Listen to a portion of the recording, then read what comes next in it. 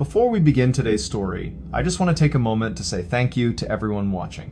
The incredible community that has grown around MrBallen is the reason these strange, dark, and mysterious stories continue to be shared. Every view, every comment, and every person who takes the time to listen means more than you probably realize. So if you're here right now, whether you've been watching for years or this is your very first video, thank you for being here and for supporting the channel. Now, let's get into today's strange, dark, and mysterious story. Story 1, The Cursed City of Bangor. In the heart of the Rajasthan desert in India, there is a massive 17th century fortress called Bangor that was once a jewel of the royal kingdom.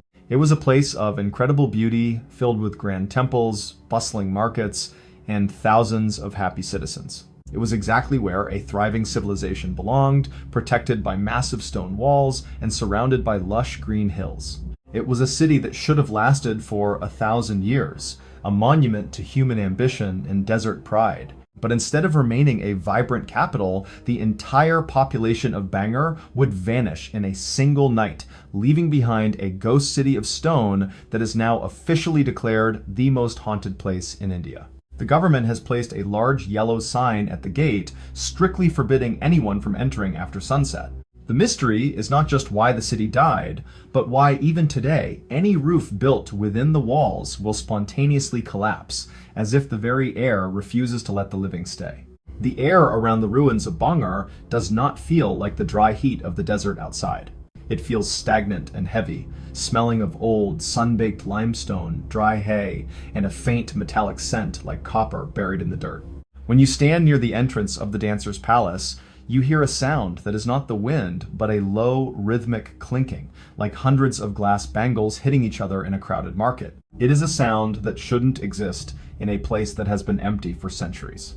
When you walk through the broken archways, the texture of the world is rough and crumbling, shedding a fine gray dust that sticks to your damp skin. You feel a sudden, sharp pressure in your ears, as if the atmospheric weight of the city is trying to push you back toward the gate. The air carries a thick, suffocating quality that makes every breath feel like you are inhaling wood smoke and ancient dust. You hear a distant, hollow whisper that seems to come from the very stones under your feet. Vikram was a 29-year-old architect from New Delhi who believed in facts, measurements, and the structural integrity of stone. He was a logical, modern man who viewed the legends of his country as colorful stories for tourists, not reality. He was exactly where a professional should be, visiting the ruins on a hot Tuesday afternoon to study the unique masonry of the fort. He was a person who understood the weight of a pillar and the geometry of an archway, finding comfort in the solid. He spent his days documenting old structures, taking precise photographs, and ensuring that the history of India was preserved through accurate data. He was a sturdy man who enjoyed the solitary nature of his work, finding peace in the silence of empty places. He loved the way the sun hit the red sandstone and the sound of his own pencil scratching across a notepad. He was a happy, healthy man who lived in a world of blueprints and tangible history, seemingly immune to the superstitions. The ritual of his work followed a meticulous, repetitive cycle of observation and notation that occupied his entire afternoon. Every single hour, Vikram would move to a new section of the fort, beginning his process from the ground up. It started with the foundation stones. He would kneel in the hot dust, using a small brush to clear away the debris from the base of a column. He would spend 20 minutes examining the way the blocks were fitted together without the use of mortar. He would move in slow, deliberate motions, running his fingers along the jagged edges of the stone, feeling for any signs of erosion or shifting. After the base was documented, he would move to the height of the pillars. He would use a long metal measuring tape, extending it to the top of the archway, the metallic zipping sound echoing through the empty courtyard. He had to be careful to keep the tape perfectly vertical, a slow, silent labor that required his absolute undivided focus. In the late afternoon, he would move to the upper terraces of the palace. This was the part of the day that Vikram found most fascinating. He would sit on the edge of a stone balcony, looking out over the sprawling ruins of the city below. He would use a high-powered camera to take a series of overlapping photos, creating a panoramic view of the ancient streets. He would spend hours capturing the way the shadows fell across the roofless houses, recording the passage of light on stone. He took immense pride in his role as a preserver of history, knowing that his work would be used by future generations to understand the builders of the past. He would spend the final hour of sunlight recording the dimensions in a heavy, leather-bound journal, ensuring that every measurement was correct. It was a peaceful, mindless routine that provided him with a sense of perfect order in a world of chaos. He was a man who felt safe in the ruins, believing that the stones held nothing. But as the sun began to dip behind the Aravalli Hills, the mundane rhythm of his work began to shift in a way that made his skin crawl. The subtle shift happened when Vikram realized the temperature was dropping much faster than it should in the desert. The air didn't just get cool, it became icy, as if he were walking into a meat locker. He looked at his watch and saw that it was 5:45. He knew the guards would be locking the main gates at 6 o'clock sharp for the night. He began to pack his gear, his hands moving with a new frantic energy. He noticed that the shadows in the courtyard weren't moving with the sun anymore. They were stretching toward him, regardless of where the light was coming from. He heard a sound from the temple area, a rhythmic thumping like a drum, but there was no one else in the fort. The atmosphere in the ruins changed. The sound of his own breathing became loud and ragged, and he felt a weight on his chest that made it hard. The shift became even more pronounced when he reached the main gate. He was only 2 minutes late, but the massive wooden doors were already shut and bolted from the outside. He shouted for the guards, his voice echoing back to him from the palace walls, but there was no response. He looked through the iron bars and saw the guards walking away, their figures blurring into the twilight. He realized that the government sign wasn't just a suggestion, it was a warning for those who stay. He was trapped inside a cursed city that had been abandoned for 300 years. He tried to climb the wall, but the stones felt slick and oily, as if they were moving under his hands. He heard the sound of the bangles again, much closer now, and the smell of jasmine and rotting meat filled the air. He turned around and saw a woman standing on the balcony of the palace, her face hidden by a dark veil. She wasn't a ghost. She looked as solid and real as the stone itself. You are standing at that locked gate in the middle of a desert night. You are Vikram, and you are staring at a woman who has been dead for 3 centuries. You hear the sound of 1,000 people whispering in the streets behind you, but when you turn around, the city is empty. You feel a cold hand brush against your neck, and a voice, deep and ancient, tells you that you are now part of the city. You realize that the logic of architecture cannot help you here. Your heart is pounding. Do you stay at the gate and scream until the sun comes up, knowing that the guards will not return? Do you try to find a place to hide in the roofless houses, knowing that the curse of Singhia ensures that nothing remains covered? Or do you realize that the city is not a ruin, but a trap that has been waiting for a new inhabitant for 300 years? Because here is the thing. Vikram didn't have a choice. The shadows were already pulling him back toward the palace. The bizarre reveal came the next morning when the guards opened the gate. They didn't find Vikram. They found his camera and his leather-bound journal sitting in the center of the courtyard, perfectly preserved. But when they developed the photos, they didn't see the masonry or the pillars. Every single image showed the same thing. A massive dark shadow of a man in a sorcerer's robes standing directly behind Vikram in every shot. The architect's measurements were replaced by a curse. The legend of Bangar says that a sorcerer named Singhia fell in love with a princess and tried to use a love potion on her. The princess saw through the trick and threw the potion onto a boulder, which then rolled over and crushed the sorcerer. With his final breath, Singhia cursed the city, saying that no one would ever be able to live within its walls again. Today, the local people still believe that anyone who stays in the fort overnight will never return to the sun. Bangar remains a place of profound architectural beauty and ancient dread, a city where the past refuses to be buried. It is a monument to a curse that has outlasted the kingdom that created it. The government continues to lock the gates every evening, a silent acknowledgement that some places belong to the shadows.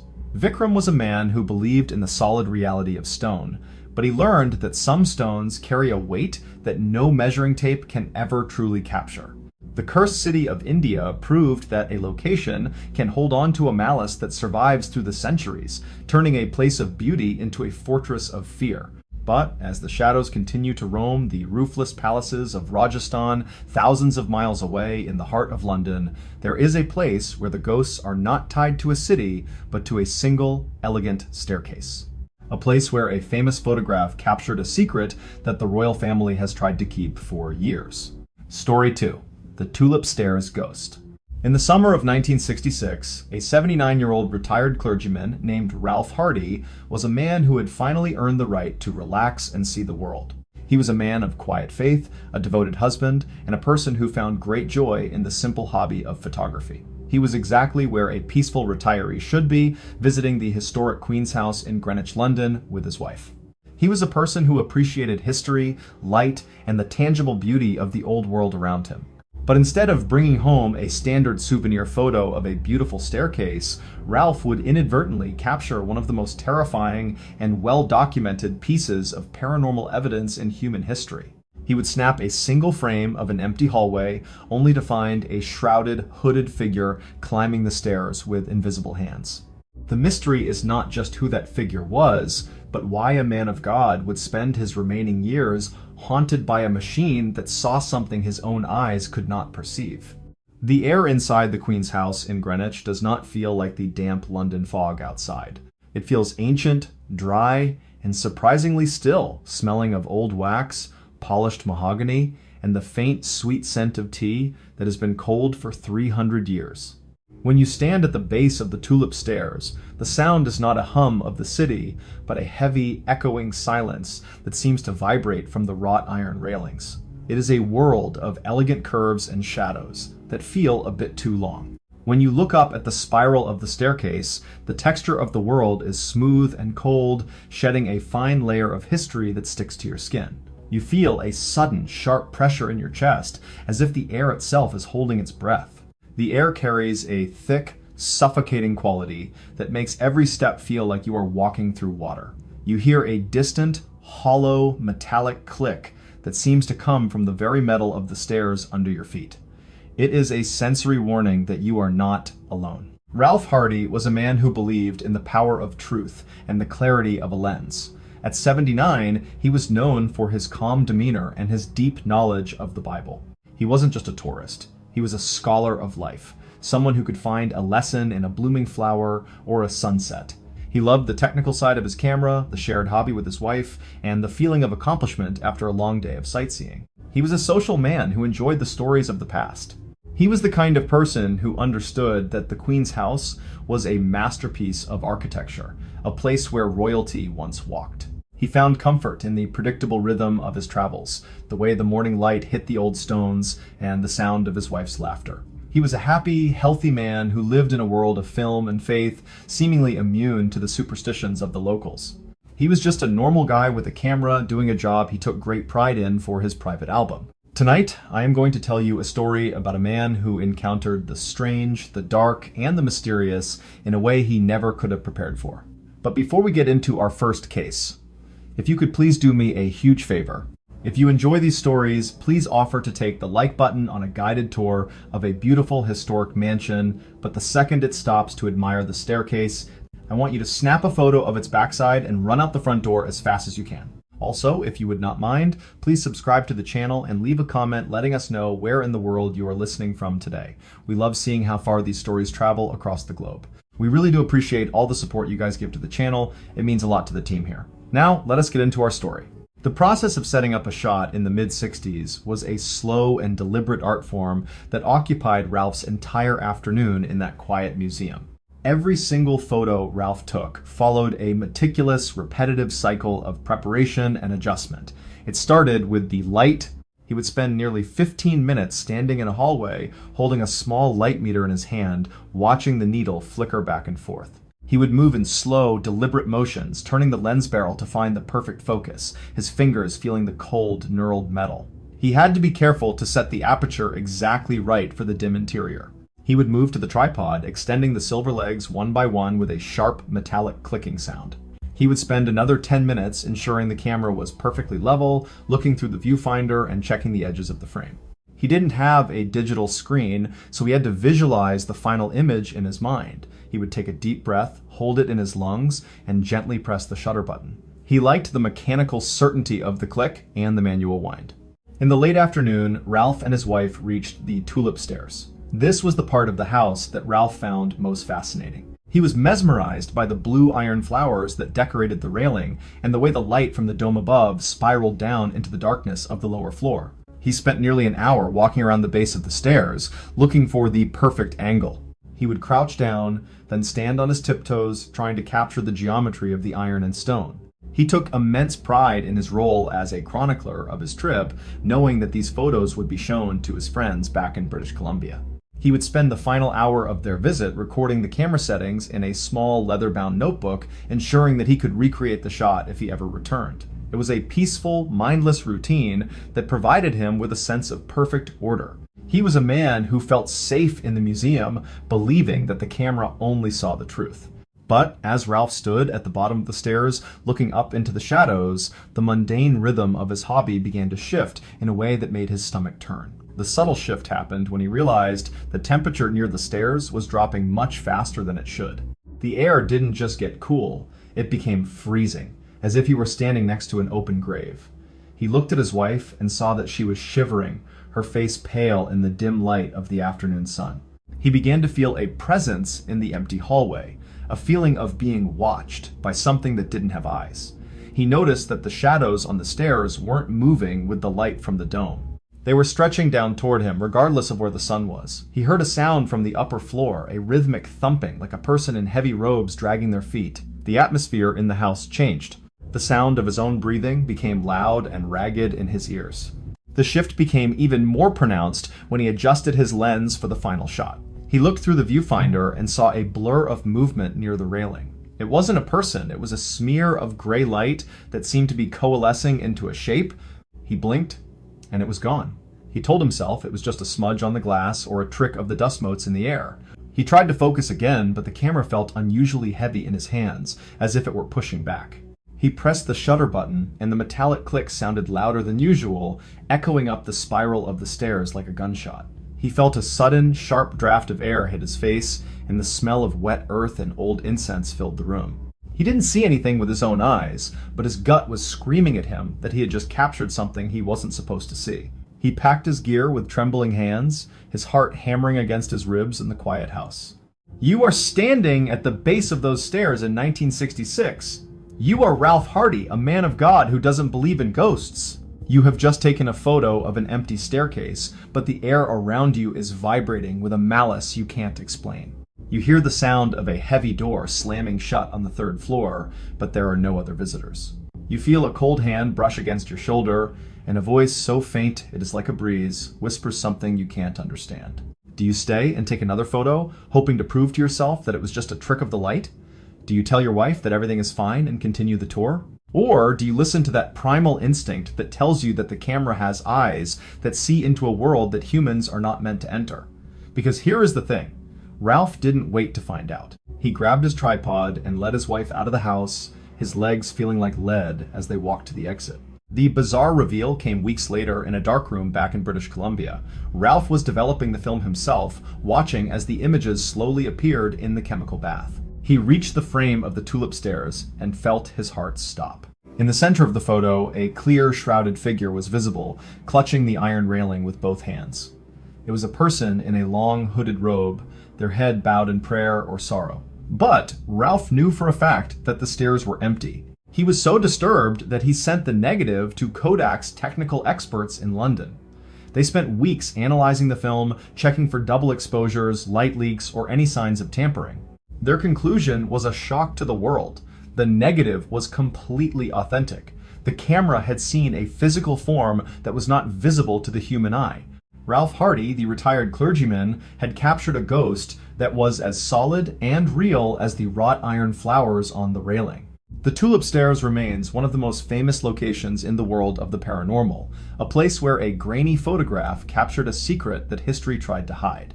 Experts have since identified the figure as a former servant of the Queen who reportedly died on those very stairs centuries ago. To this day, staff at the museum report seeing the same shrouded figure and hearing the sound of someone climbing the iron spiral in the middle of the night when the doors are locked. Ralph Hardy never returned to London.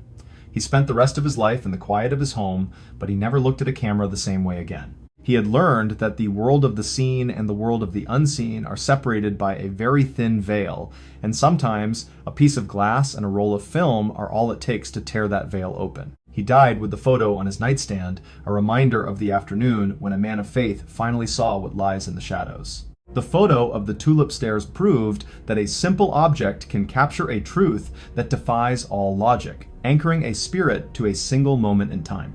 But as the shrouded figure continues to climb the iron spiral in London, thousands of miles away in the hills of West Virginia, there is a place where the spirits are not tied to a beautiful mansion, but to a massive stone fortress of pain.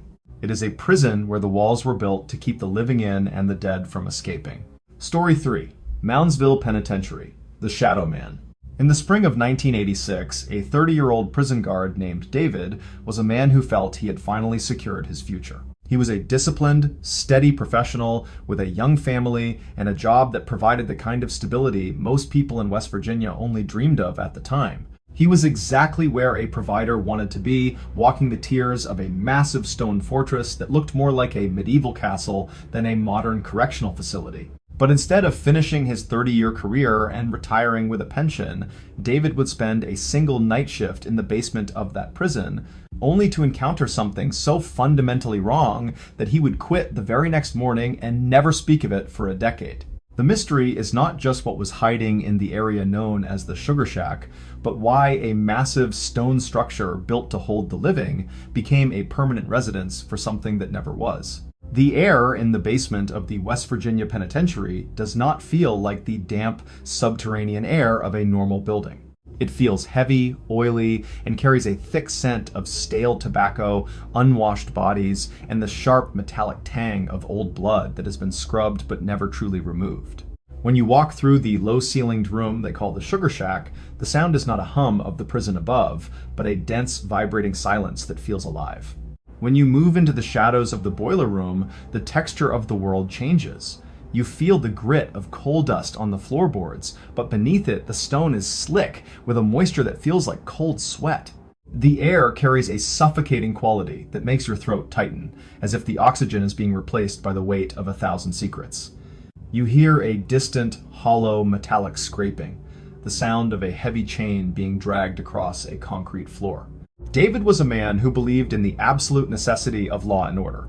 At 30 years old, he was known for his calm demeanor and his ability to handle the most violent inmates with a firm hand and a level head. He wasn't just a guard, he was a student of human behavior, someone who could sense a riot before it started. He loved the routine of his work, the shared brotherhood with his fellow officers, and the feeling of providing safety for the community. He was the kind of person who understood that the prison was a machine, and every guard was a gear that kept it running. He found comfort in the predictable rhythm of his shifts, the way the iron gates clanged shut, and the sound of the radio chatter in the halls. He was a happy, healthy man who lived in a world of keys and steel, seemingly untouchable by the darkness of the men he guarded. He was just a normal guy with a badge, doing a job he took great pride in. The ritual of the night shift followed a meticulous, repetitive cycle of security checks that occupied David's entire 12-hour block. Every single evening at 6 o'clock, he would begin the long process of the first count. It started with the master keyring. He would spend 15 minutes in the armory, checking every single heavy brass key against his ledger. He would move in slow, deliberate motions, feeling the cold weight of the metal in his palm each time. He would then head to the North Wagon Gate, the massive stone entrance where the transport vans arrived. He would use a heavy iron bar to test the strength of the bolts, hitting the metal and listening for a solid, reassuring thud. After the gate was checked, he would move to the cell blocks. He would walk the entire length of the tier, his heavy boots echoing on the steel grates. He had to be careful to look into every single cell, a slow and very silent labor. In the late evening, David would begin the internal door checks. This was the part of the shift that required the most focus. He would carry a heavy flashlight, the beam cutting through the dim light of the corridors. He would check every latch, every hinge, and every padlock in the administrative wing. He would spend nearly 2 hours walking through the quiet halls, his shadow stretching across the stone walls like a giant. He liked the order and the solitude. He took immense pride in his role as a guardian of the walls, knowing that his vigilance was the only thing standing between the inmates and the sleeping town of Moundsville. He would spend the final hour before his break recording the results in a thick, leather-bound logbook, ensuring that every detail was documented with a steady hand. It was a peaceful, mindless routine that provided him with a sense of perfect control. He felt safe within the massive stone. But as the clock reached 3:15 on a Tuesday morning, the mundane rhythm of his shift began to shift in a way that made his blood turn to ice. The subtle shift happened when David was ordered to conduct a sweep of the basement recreation area, a place the inmates called the Sugar Shack. The air didn't just feel cool, it became freezing, as if the heat of the summer night had been sucked out of the room. He noticed that his flashlight beam was getting dim. He began to feel a presence in the empty room, a feeling of being watched by eyes that were level with his own. He noticed that the shadows in the corner of the room weren't moving with his flashlight. They stayed fixed and dark, even when he pointed the beam directly at them. He heard a sound from the boiler room, a rhythmic thumping, like a person in heavy boots pacing back and forth. The atmosphere in the basement changed. His own breathing became loud. The shift became even more pronounced when he reached the far wall of the recreation area. He looked at the concrete and saw a silhouette that wasn't his own. It was a mass of pure, concentrated darkness that looked like a man standing over 7 feet tall. The figure didn't have a face, only 2 pits where the eyes should be. David blinked, thinking it was just a trick of the low light, but the shadow moved. It didn't glide, it lunged across the wall toward him. He felt a sudden, sharp draft of air hit his chest, and the smell of ozone and wet copper filled the room. He didn't see a physical person with his own eyes, but his gut was screaming at him that he was in the presence of something ancient and predatory. He tried to reach for his radio, but his hand felt like it was made of lead. The shadow man stopped just inches from his own shadow, and for a split second, David felt a coldness that reached into his very soul. You are standing in that dark, cramped basement in 1986. You are David, a man who has faced the most dangerous criminals in the state without blinking. You have a heavy flashlight and a radio, but they feel like toys in the face of the darkness in front of you. You hear a sound in the dark, a low, wet growl that isn't human. You realize that you are in a place where the rules of the living don't apply. You are paralyzed by a primal fear. Do you try to call for backup, knowing that the other guards will think you are losing your mind? Do you try to shine your light at the shadow, hoping that the brightness will make it vanish? Or do you listen to that voice in your head that tells you that this place has absorbed so much violence and death that it has birthed its own monster? Because here is the thing, David didn't wait to find out. He backed out of the room, his eyes never leaving the corner. The bizarre reveal came when David talked to the older guards the next morning. They didn't laugh at him, they nodded their heads and told him about the Shadow Man. It turned out that hundreds of inmates and dozens of guards had seen the same figure for decades. The Sugar Shack had been the site of countless murders and stabbings over the years, and many believed that the collective energy of all that hatred had manifested into a physical shadow that fed on fear. David quit his job that afternoon. He walked away from the pension, the benefits, and the stability he had worked so hard to build. He realized that no amount of money was worth the price of his sanity. The West Virginia Penitentiary was closed in 1995, and today it is a tourist attraction. Visitors report seeing the same Shadow Man in the basement, and paranormal teams have recorded a deep voice in the boiler room saying the word leave. Today, Moundsville stands as a hulking Gothic monument to the failures of the American prison system and the dark secrets that stone walls can keep. It is a place where the energy of the past is so thick it feels like a physical presence. Many people report feeling a sudden icy hand on their neck as they walk through the Sugar Shack. It serves as a haunting reminder that some places are so saturated with pain that they become a doorway for the dark. David was a man who believed in the safety of his badge, but he learned that some things don't care about authority. He spent the rest of his life working as a carpenter, finding peace in the simple act of building things instead of guarding them. He never forgot the coldness of that basement or the way the shadow looked at him without eyes. He is a reminder that the world is much darker than we like to admit, and some stone walls should stay closed. The Shadow Man of Moundsville proved that a location can hold on to a malice that survives long after the gates are locked, anchoring a spirit to the very halls where it was born. But as the darkness continues to roam the basements of West Virginia, thousands of miles away in the turquoise waters of Italy, there is a place where the ghosts are not tied to a prison, but to an entire island. It is a place where the soil is made of the ash of the dead. Story 4. Poveglia Island, the island of no return. The dirt on Poveglia Island does not feel like the rich, fertile soil of the Italian mainland just a few miles away. It is light, gray, and incredibly fine, like a layer of industrial soot that has been baked into the earth by centuries of sun. When you walk across the overgrown fields, a thick cloud of dust rises with every step, coating your boots and sticking to your damp skin. It is a dry, chalky substance that carries a faint metallic taste of old iron and burnt wood. As you move toward the ruins of the old hospital, the smell of the lagoon changes. It is no longer the salty, fresh scent of the Adriatic Sea, but a stagnant, heavy odor of wet lime and ancient decay. You feel a sudden, sharp pressure in your chest, as if the air itself is weighted down by the memories of the 160,000 people who died there. The atmosphere is perfectly still, yet you hear a constant, low-frequency hum that seems to vibrate from the soil. The texture of the ground is jagged and uneven, filled with the calcified remains of those who were burned in the massive plague pits during the Black Death.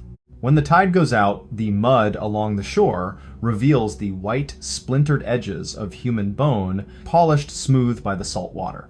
You hear the rhythmic lapping of the waves against the crumbling stone walls, a sound that feels like 1,000 wet hands reaching out for the shore. It is a sensory landscape of ash. In 1922, a 45-year-old doctor named Paolo was a man who believed in the absolute power of modern medicine and the importance of psychiatric progress. He was a disciplined, highly educated professional with a beautiful wife and a young son living in the heart of Venice. He was exactly where a man of science wanted to be, taking on the role of chief administrator at the newly opened mental asylum on Poveglia. He was a person who valued logic and facts. He spent his days studying the complexities of the human mind, convinced that even the most broken people could be fixed with the right environment and enough discipline. He was a sturdy man who took great pride in his white coat and his authority over the wards. He loved the intellectual challenge of his work and the feeling of prestige that came with running a private facility. He was a happy, healthy man who lived in a world of textbooks and cold clinical observations. He was the kind of person who understood that the island was a place of isolation, but he viewed it as a sanctuary for healing rather than a prison for the dying. He found comfort in the predictable rhythm of his boat commute across the lagoon, the way the morning mist obscured the city of Venice, and left him alone with his thoughts. He was a man who felt immune to the dark history of the plague pits, believing that the future of medicine could bury the ghosts of the past. Tonight, I am going to tell you a story about a man who encountered the strange, the dark, and the mysterious in a way he never could have prepared for. But before we get into our first case, if you could please do me a huge favor. If you enjoy these stories, please offer to take the like button on a scenic boat ride through the Venice Lagoon, but the second it starts looking at the abandoned bell tower on Poveglia, I want you to push it overboard and row away as fast as you can. Also, if you would not mind, please subscribe to the channel and leave a comment letting us know where in the world you are listening from today. We love seeing how far these stories travel across the globe. We really do appreciate all the support you guys give to the channel. It means a lot to the team here. Now, let us get into our story. The ritual of managing the asylum followed a meticulous, repetitive cycle of administrative duties that occupied Paolo's entire day. Every single morning at 8 o'clock, Paolo would begin the long process of reviewing the patient logs from the night before. It started with the medication charts. He would spend nearly an hour in his office using a fine-tipped fountain pen to check every single dosage of sedatives and tonics. He would move in slow, deliberate motions, feeling the weight of the heavy ledger in his hand and the scratching of the nib on the thick parchment. He liked the order of it. He would then head to the kitchen to inspect the rations for the day. He would check the quality of the bread and the temperature of the soup, ensuring that everything met his strict standards for nutrition. After the kitchen was checked, he would move to the laundry room. He would watch the steam rise from the massive copper vats as the nurses scrubbed the white linens, the smell of industrial soap filling his lungs. He found comfort in the mechanical certainty of the routine. In the late afternoon, Paolo would begin his rounds through the long, echoing corridors of the main building. This was the part of the day that required his most intense focus. He would carry a ring of heavy brass keys, the metallic clinking sound echoing off the stone walls as he walked. He would stop at every door, peering through the small iron grates to check on his patients. He would spend nearly 3 hours walking the tiers, his shadow stretching across the tiles. He took immense pride in his role as a guardian of the mind, knowing that his presence provided a sense of stability for the patients who had been discarded by society. He would spend the final hour of his shift in the bell tower, looking out over the lagoon and recording his observations in a private diary. It was a peaceful, mindless routine that provided him with a sense of perfect control. He felt safe on the island, believing that the stone walls were a shield.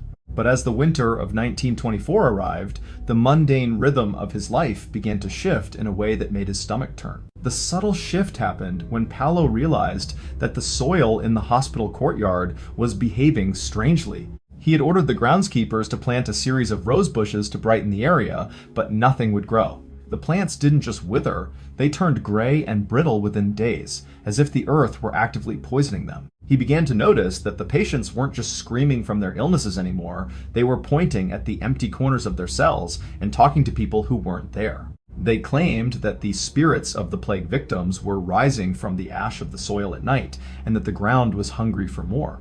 Paolo, being a man of science, told himself it was just a mass hallucination, but he found himself checking the locks on his office door twice. The shift became even more pronounced during the night shifts. Paolo started hearing the sound of the bell in the tower ringing at 3 o'clock in the morning. This was physically impossible, because the bell had been removed years before the hospital was even built.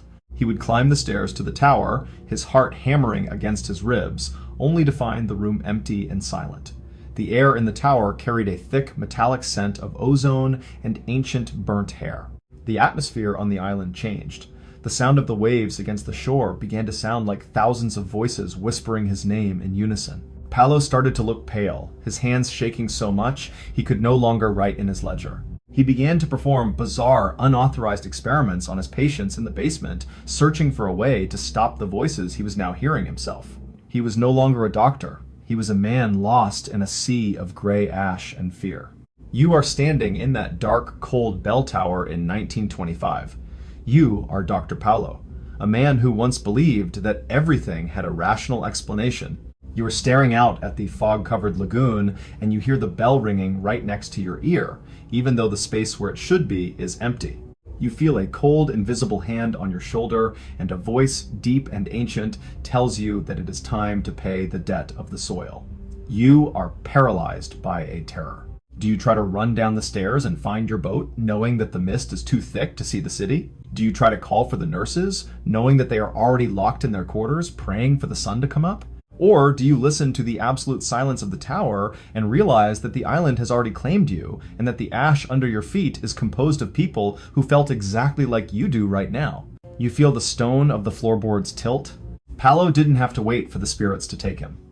On a Tuesday morning in 1925, he climbed to the very top of the bell tower and threw himself off. Witnesses among the staff claimed that as he fell, he didn't hit the ground with the sound of a physical body. They said a thick, gray mist rose from the soil to meet him, catching him in midair before pulling him down into the earth.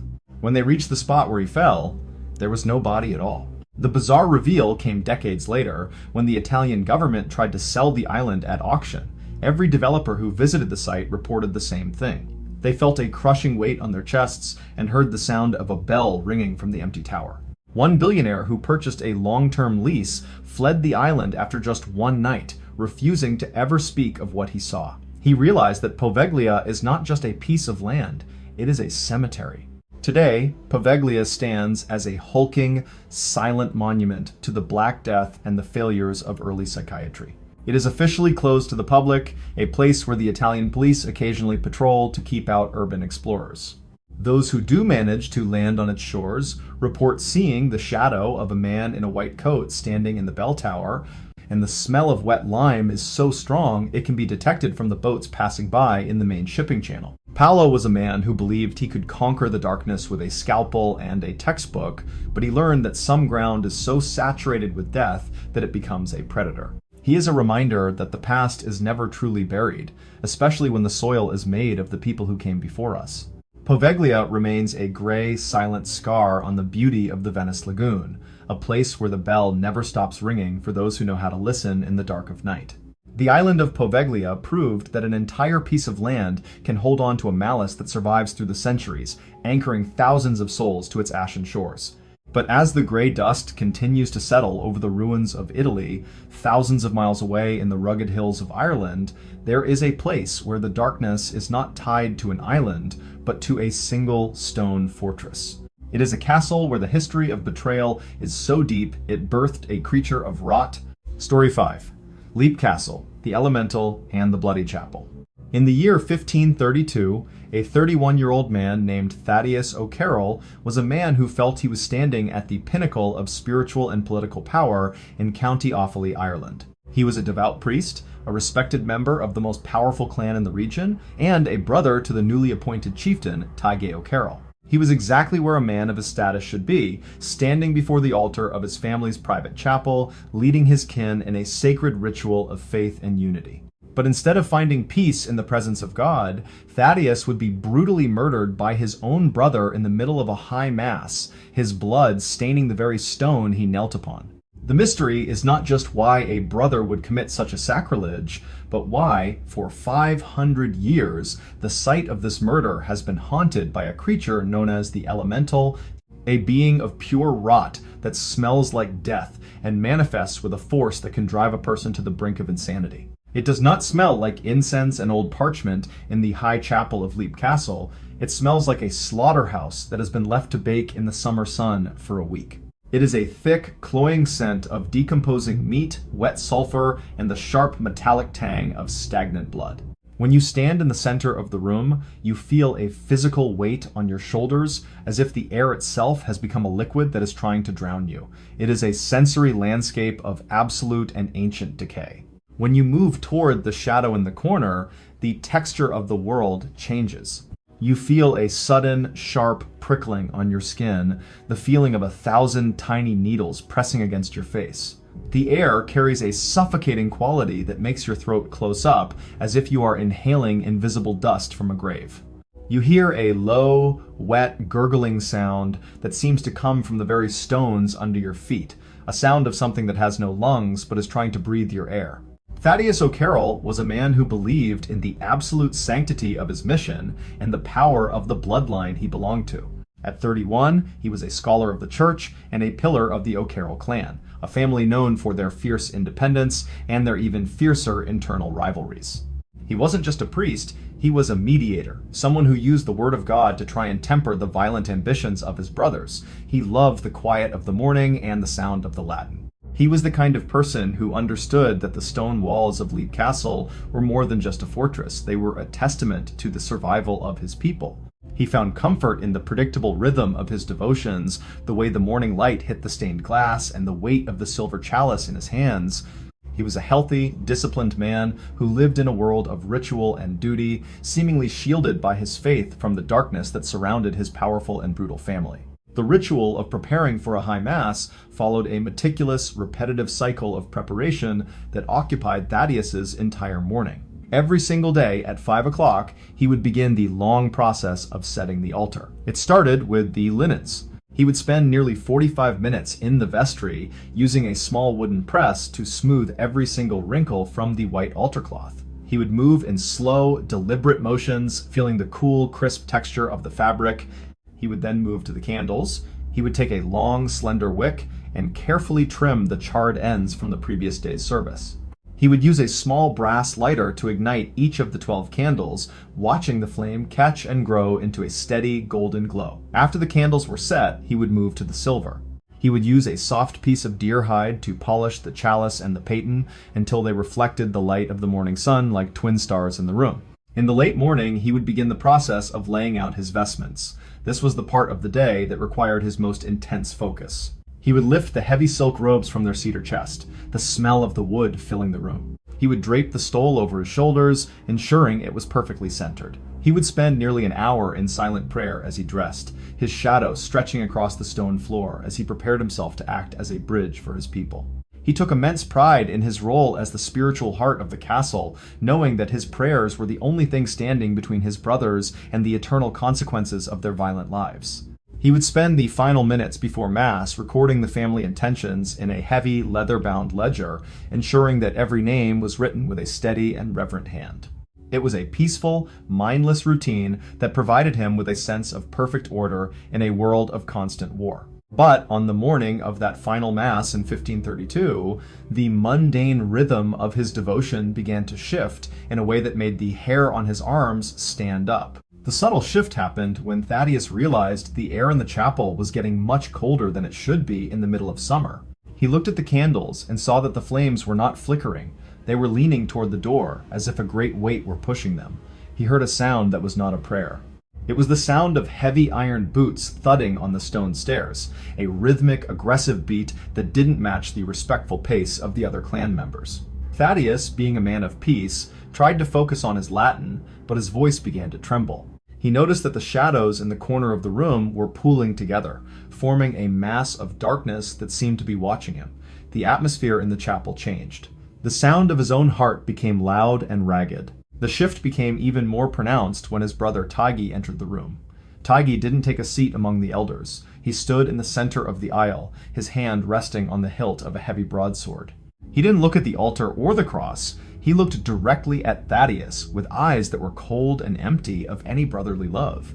A low, vibrating hum began to emanate from the walls, and the smell of wet sulfur filled the chapel, drowning out the scent of the candles. Thaddeus reached the most sacred part of the Mass, the moment when he turned his back to the congregation to lift the host. He felt a sudden, sharp draft of air hit his neck, and the sound of steel sliding against leather echoed through the stone room. He didn't turn around. He held the bread in his shaking hands and closed his eyes, waiting for the blow he knew was coming. He realized that the family chapel had become a trap, and his brother was the predator in the room. You are standing at that stone altar in 1532. You are Thaddeus O'Carroll, and you have just heard your brother's sword leave its scabbard behind your back. You are a priest in the middle of a holy ritual, and you have nowhere to run. You feel a coldness that reaches into your very marrow, a sense of a darkness that is older than your family name. You hear a sound in the air, a wet, rasping breath that isn't human. You are paralyzed by a fear that defies all logic. Do you turn around and beg for your life, knowing that Taige has never shown mercy to an enemy or a friend? Do you try to use the silver chalice as a weapon, knowing that it is useless against a broadsword? Or do you listen to the absolute silence of the chapel and realize that your death is not just an end, but a beginning for something much darker that has been waiting for this blood? Because here is the thing. Thaddeus didn't move. He kept his eyes closed and his hands up. Taigi O'Carroll lunged forward and drove his sword through his brother's back, the steel emerging from his chest and piercing the very altar where the host rested. Thaddeus collapsed in a heap of white silk and red blood, his final breath a silent prayer for a family that was beyond saving. The clan members sat in a stunned, terrified silence as Tage wiped his blade and walked out, leaving the body of the priest to rot in the room that was supposed to be a sanctuary. The bizarre reveal came centuries later, during a renovation of the castle in the early 1900s. Workers discovered a secret door in the wall of the Bloody Chapel that led to a small, hidden room known as an oubliette. When they opened the floor, they found hundreds of human skeletons piled on top of each other, many of them impaled on vertical wooden spikes. The O'Carrolls hadn't just murdered their brother, they had used the chapel as a mass execution chamber. It is believed that the collective energy of all that suffering, combined with the sacrilege of the priest's murder, birthed the elemental. This creature is not a ghost of a man, but a physical manifestation of the darkness of Leap Castle. It has been seen by dozens of witnesses over the years, appearing as a hunched, decaying figure with a face that looks like a skull. It radiates a smell so foul that it can be detected through solid stone walls and makes people physically ill. Today, Leap Castle is owned by a man named Sean Ryan, a professional musician who lives there with his family. He has grown used to the shadows and the sounds of the O'Carrolls, but even he acknowledges that the Bloody Chapel remains a place of profound and ancient dread. Visitors report feeling a sudden icy hand on their shoulder as they walk past the oubliette, and the smell of rot still occasionally fills the halls in the middle of a peaceful afternoon. Thaddeus O'Carroll was a man who tried to bring light to a dark place, but in the end, the darkness used his blood to anchor itself to the world forever. He is a reminder that the most dangerous places are often the ones where we feel most secure, and that some betrayals leave a mark that can never be washed away. Leap Castle stands as a hulking monument to the violence of the past, where the elemental still waits in the shadows for the next person to walk into the chapel. The Bloody Chapel of Ireland proved that a single act of fratricide can open a door to a darkness that survives for centuries, anchoring a being of pure rot to the very stone where the blood fell. But as the smell of the elemental continues to haunt the hills of County Offaly, thousands of miles away in the flat plains of Kansas, There is a place where the darkness is not tied to a castle, but to a small, ordinary-looking house. A place where a little girl waits in the dark. Story 6. The Sally House. The Botched Surgery. In December of 1992, a young man named Tony Pickman was exactly where a new father wanted to be. He was a talented artist with a beautiful wife named Deborah and a newborn son on the way. He had just moved into a charming white house in Atchison, Kansas, a place where he could build a life and a career. He was a person who valued creativity and the safety of his family. He was a normal guy with a normal dream, just looking to build a home. But instead of finding peace in his new home, Tony would find himself targeted by a physical malice that left his body covered in deep, burning scratches and his mind on the brink of collapse. The mystery is not just why a spirit would choose to attack a father, but why a little girl who died in that house would spend an eternity trying to get a message to the living through pain. Tony went to sleep a happy artist and woke up as a victim of something he could not see. The air in the upstairs hallway of the house on North 2nd Street does not feel like the warm, dusty air of a Kansas summer. It feels static, sharp, and biting, smelling of ozone, burnt electrical wires, and the faint, sweet scent of old, iron-heavy blood. When you stand near the door to the nursery, the silence is not a peaceful quiet, but a heavy, vibrating drone that you feel in your teeth. It is a world of shadows that seem to move when you are not looking. When you walk into the small room at the back of the house, the texture of the world changes. You feel a sudden, sharp pressure on your skin, the feeling of a cold, wet hand being pressed against your face. The air carries a thick, suffocating quality that makes your throat close up, as if you are inhaling the invisible smoke of a fire that went out long ago. You hear a low, rhythmic tapping coming from inside the walls, a sound of something trying to get your attention. Tony Pickman was a man of immense visual talent and quiet observation. At 28, he was a commercial artist who spent his days focusing on color, light, and the way shapes interacted on a canvas. He was a steady man who took great pride in his work and his ability to provide for Deborah. He was known for his calm demeanor and his deep love for his wife and their unborn child. He was a social man who enjoyed the simple things in life, a good meal and a movie. He was the kind of person who understood that the old White House was a project, a place where he could use his skills to create a perfect environment for his family. He found comfort in the predictable rhythm of his shifts, the way the morning light hit his drawing table, and the sound of his brushes clinking in a jar of water. He was a happy, healthy man who lived in a world of art and anticipation, seemingly shielded by his creativity from the darkness of the world. The ritual of preparing the nursery followed a meticulous, repetitive cycle of renovation and decoration that occupied Tony's entire weekend for 3 months. Every single Saturday morning at 8 o'clock, he would begin the long process of prepping the walls. It started with the sanding. He would spend nearly 3 hours in the small room using a fine grit sandpaper to smooth every inch of the old plaster until it was as soft and even as a piece of polished marble. He would move in slow, deliberate motions, his hand traveling back and forth, the fine white dust coating his hair and his clothes. After the walls were sanded, he would move to the tape. He would use a roll of bright blue painter's tape, masking off the baseboards and the window frames with a level of precision that only an artist could achieve. He had to be careful to ensure that the lines were perfectly straight, a slow, silent labor of love for his son. In the late afternoon, Tony would begin the actual painting.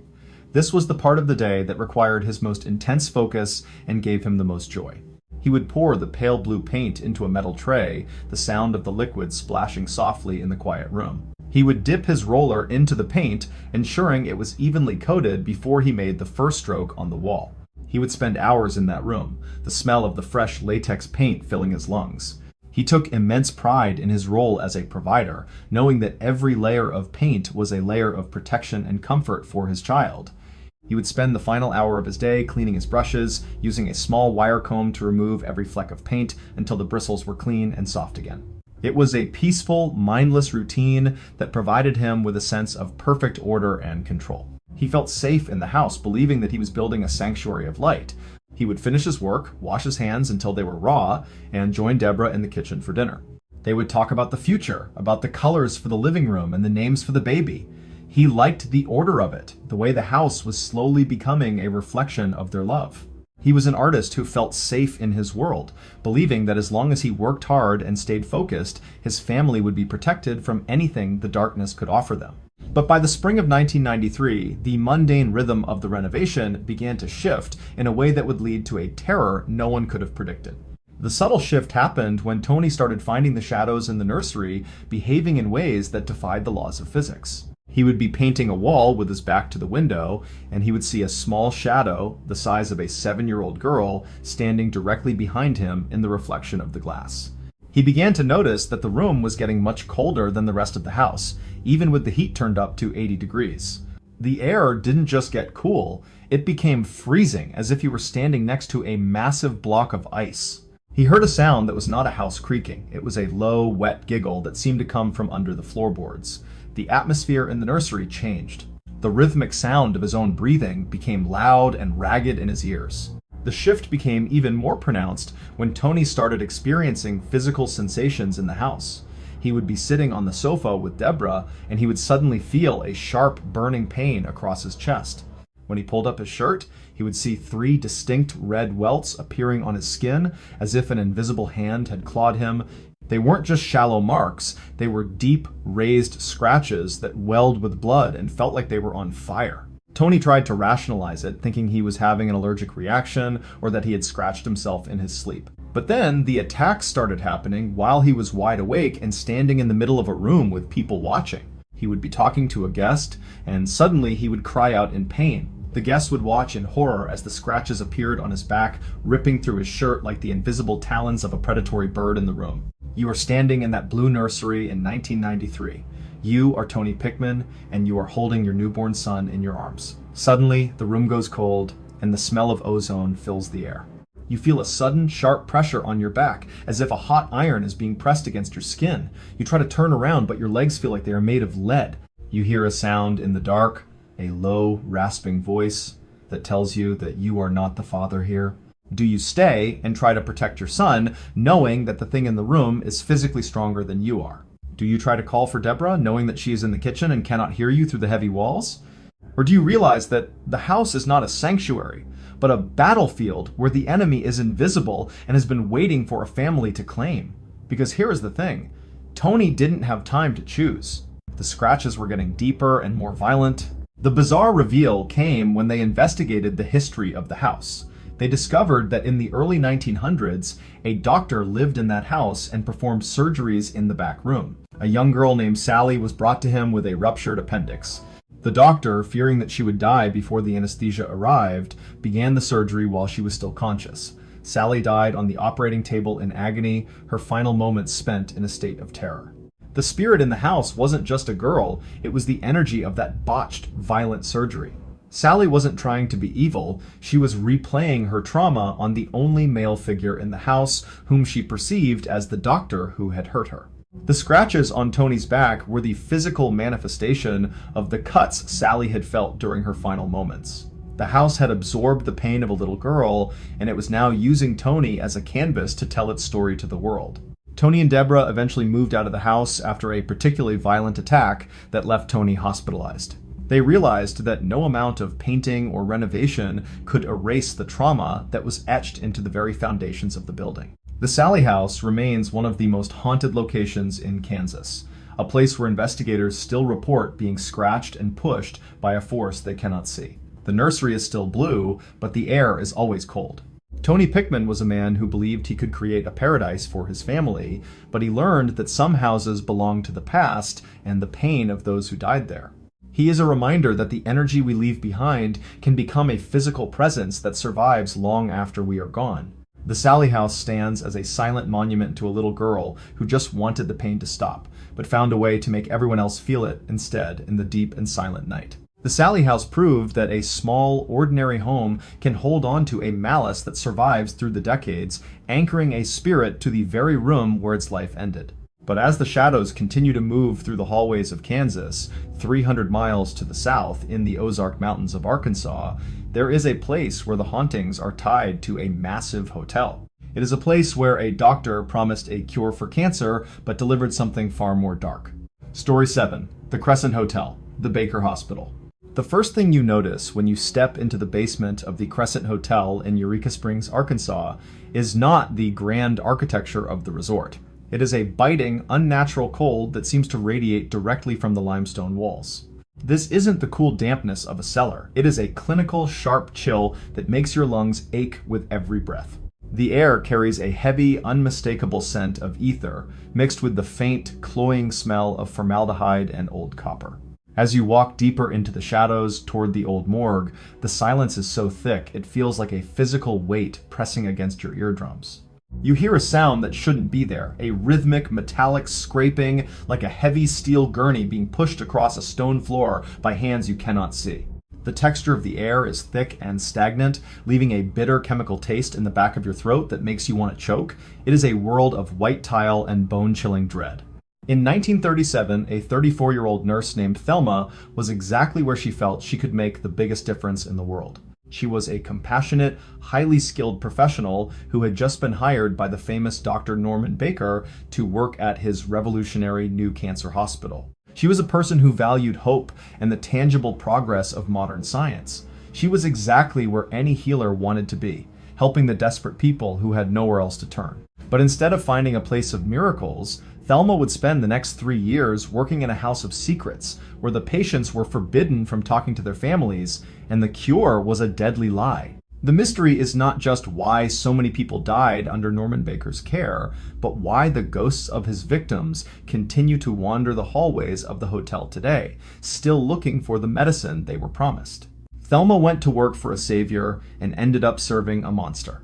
Thelma was a woman of deep empathy and unwavering faith in the medical profession. At 34, she was a veteran of the state hospitals, someone who had seen every kind of illness but never lost her desire to comfort the suffering.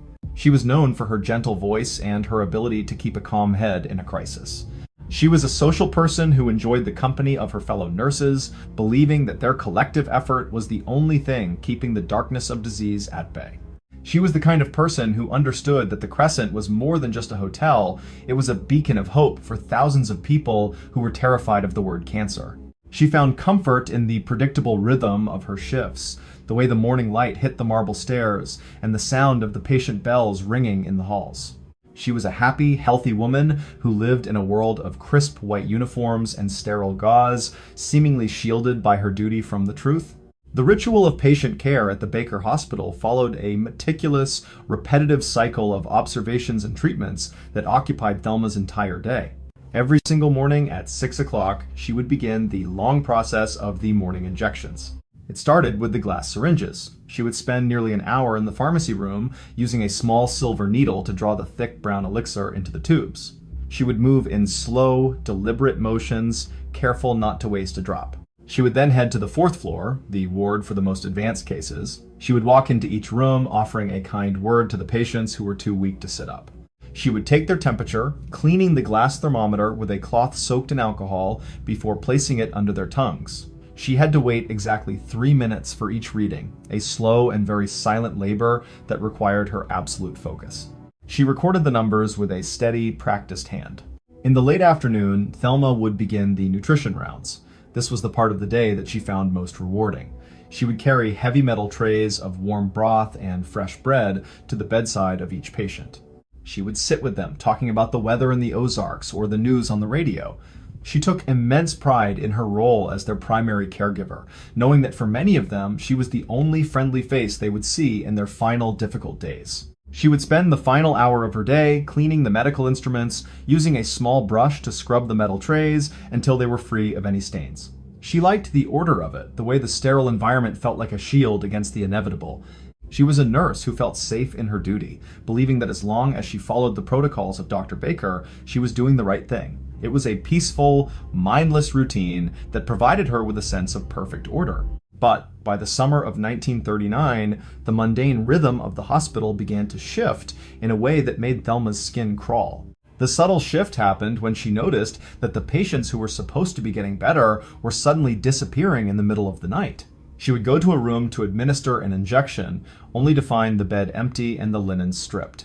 When she asked where they had gone, the head nurse would just say they had been discharged. She began to notice that the basement morgue was being used much more frequently than the official records suggested. She would hear the sound of the heavy service elevator descending at 3 o'clock in the morning, a slow, grinding mechanical groan that echoed through the stone building. The air in the hallways didn't just feel cool, it became freezing, and the smell of ether became so thick it was hard to breathe. The atmosphere in the Crescent was changing into a tomb. The shift became even more pronounced during her night shifts on the 4th floor. Thelma started seeing a tall man in a dark suit standing at the end of the long corridor. He didn't look like a ghost, he looked as solid as the stone walls. But whenever she walked toward him to ask if he needed help, he would simply vanish into thin air. Other nurses began to report seeing a young man named Michael, a stonemason who had died during the original construction, standing in the basement. Thelma started finding small, bloody handprints on the white tiles of the operating room, even though no surgeries had been performed that day. She would clean them off, only to find them back in the exact same spot an hour later. She began to look pale, her hands shaking so much she could no longer hold the syringe steady. She realized that the Hospital of Hope was actually a place of profound and systemic suffering, and that Dr. Baker was hiding something in the walls. You are standing in that dark, cold basement in 1939. You are Thelma, and you have just found the door to the walk-in cooler in the morgue is unlocked. You hear a sound from inside, a low, rhythmic tapping on the metal. You open the door, and the smell of formaldehyde hits you like a physical blow. You see a row of bodies, but they aren't prepared for burial. They are stacked like cordwood, and some of them are still wearing their hospital identification bands. You see a patient you talked to only 4 hours ago, a man who was supposed to be going home to his family. You realize that Dr. Baker hasn't been curing anyone. He's been letting them die and then hiding the evidence to keep the money flowing. Your heart is slamming against your ribs, and your mouth is dry. You hear a sound behind you, the sound of heavy leather shoes on the stone floor. Do you try to run for the exit, knowing the guards are watching every door? Do you tell yourself that you are just a nurse and it's not your job to ask questions? Or do you listen to that voice in your soul that tells you that you are standing in a slaughterhouse and that you might be the next person to disappear? Because here is the thing. Thelma didn't wait to find out. She grabbed her coat and walked out the front door, never looking back. She went straight to the authorities, but it would take another year for the law to finally catch up with the doctor. The bizarre reveal came after Norman Baker was arrested for mail fraud and the hospital was shut down. Investigators discovered that his miracle cure was nothing more than a mixture of watermelon seed, corn silk, and alcohol. He had been charging thousands of dollars for a bottle of flavored water while his patients died in agony. Even more disturbing, they found a hidden room in the basement containing hundreds of jars of human remains that he had kept for experiments. Norman Baker was a charlatan who used the Crescent Hotel as a stage for his deadly theater. He died in 1958, but his victims never left. The hotel reopened as a resort, but the ghosts of the Baker era are its most famous residents. Guests in room 412 report seeing a nurse in a white uniform walking through the walls, and people in the basement still hear the sound of the gurney wheels. The energy of the fraud is etched into the stone. Today, the Crescent Hotel is known as the most haunted hotel in America, a place where the past is always just a shadow away. Visitors report seeing Michael the stonemason and a young girl who fell from a balcony, but it is the basement that holds the most dread.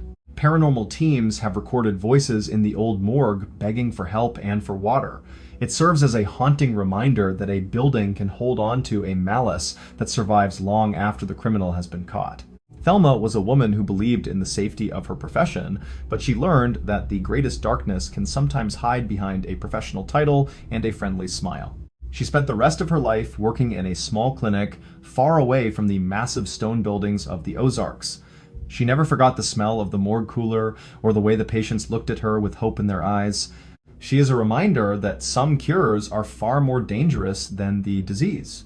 The Crescent Hotel proved that a location can become a vessel for a sorrow that transcends time, anchoring spirits to the stone where they were betrayed. But as the shadows continue to move through the hallways of Arkansas, thousands of miles away in the rolling hills of Norfolk, England, there is a place where the hauntings are tied to a single, elegant staircase. It is a place where a famous photograph captured a secret that the royal family has tried to keep for years. Story 8, Raynham Hall, the Brown Lady. The air in the grand oak hallway of Raynham Hall does not feel like the crisp, damp wind of the Norfolk countryside outside. It feels ancient, dry, and surprisingly heavy, smelling of old sun-bleached silk, wood wax from the 1700s, and the faint, sweet scent of lavender that has been dead for 3 centuries. When you stand at the top of the main staircase, the silence is not empty, but carries a low, vibrating hum that you feel in your very marrow. When you look down the long gallery toward the shadows, the texture of the world changes. You feel a sudden, sharp pressure in your chest, as if the oxygen is being replaced by the weight of a secret that has been kept for 300 years. The air carries a thick, suffocating quality that makes your skin crawl, and you hear a sound that isn't the wind, but the soft, rhythmic rustle of a heavy silk dress dragging across the floorboards. It is a sensory landscape of grief. You feel a sudden, icy draft that makes the hair on your arms stand straight up. You smell the iron of the old metal sconces and the sharp, bitter scent of stagnant dust. You hear a distant, hollow metallic click, the sound of a door being locked from the outside. It is a sensory warning that you are in a place where the living were once forgotten. The silence of the hall is absolute and terrifying, a reminder that the walls of this grand house have seen things they can never forget. In 1713, a 26-year-old woman named Dorothy Walpole was exactly where a noblewoman of her status was expected to be. She was the sister of Sir Robert Walpole, the man who would become the first Prime Minister of Great Britain. She was a woman of immense beauty, high social standing, and a future that seemed destined for the royal courts. She was exactly where a lady belonged, marrying the powerful Lord Charles Townshend and moving into his estate. Dorothy was a woman of deep intelligence and a vibrant social nature. At 26, she was known as the pride of her family, a woman who spoke with grace and navigated the complex politics of the aristocracy with ease. She was a sturdy, healthy person who took great pride in her role as the mistress of Raynham Hall. She was a person who understood the value of tradition, family loyalty, and the tangible reality of the high-end world she had been born into. She was the kind of person who understood that her marriage was a union of power and prestige. She found comfort in the predictable rhythm of her life, the way the morning sun hit the tapestries in the dining room and the sound of the horses in the courtyard. She was a happy, healthy woman who lived in a world of fine lace and absolute security, seemingly shielded by her noble blood from any real hardship. She was just a normal woman living a life of extraordinary luxury. The ritual of life at Raynham Hall followed a meticulous, repetitive cycle of social obligations and domestic management that occupied Dorothy's entire day. Every single morning at 7 o'clock, she would begin the long process of her morning toilet. It started with the silver brushes. She would spend nearly an hour in front of her mirror, watching her servant brush her long, dark hair exactly 100 times until it shone like polished mahogany in the morning light. She would move in slow, deliberate motions, feeling the weight of the silk robe against her skin and the smell of the rose water on her face. After her hair was finished, she would move to the jewelry. She would use a soft piece of velvet to polish her pearls, ensuring that every single bead was free of dust before she fastened the clasp. She had to be careful to ensure that every detail of her appearance was perfect for the morning walk. It was a slow, silent labor of focus. In the late morning, Dorothy would begin her tours of the gardens.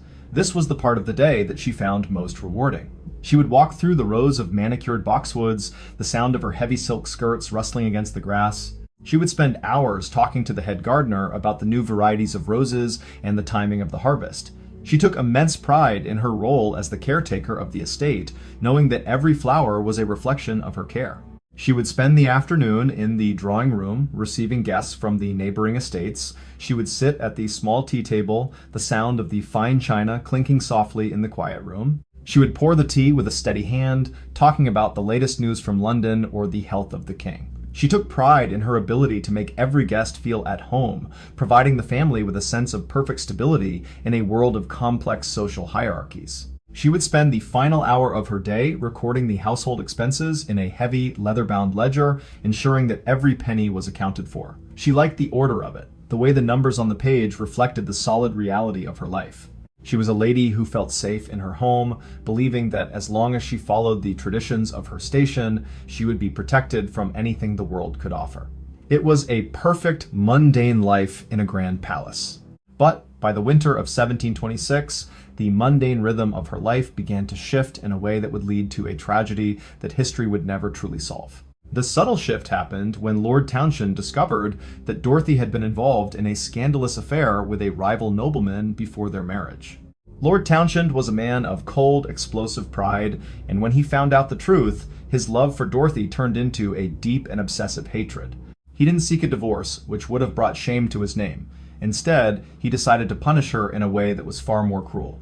He ordered that Dorothy be confined to her private rooms on the second floor of the hall. He told the staff that she was ill and was not to be disturbed by anyone.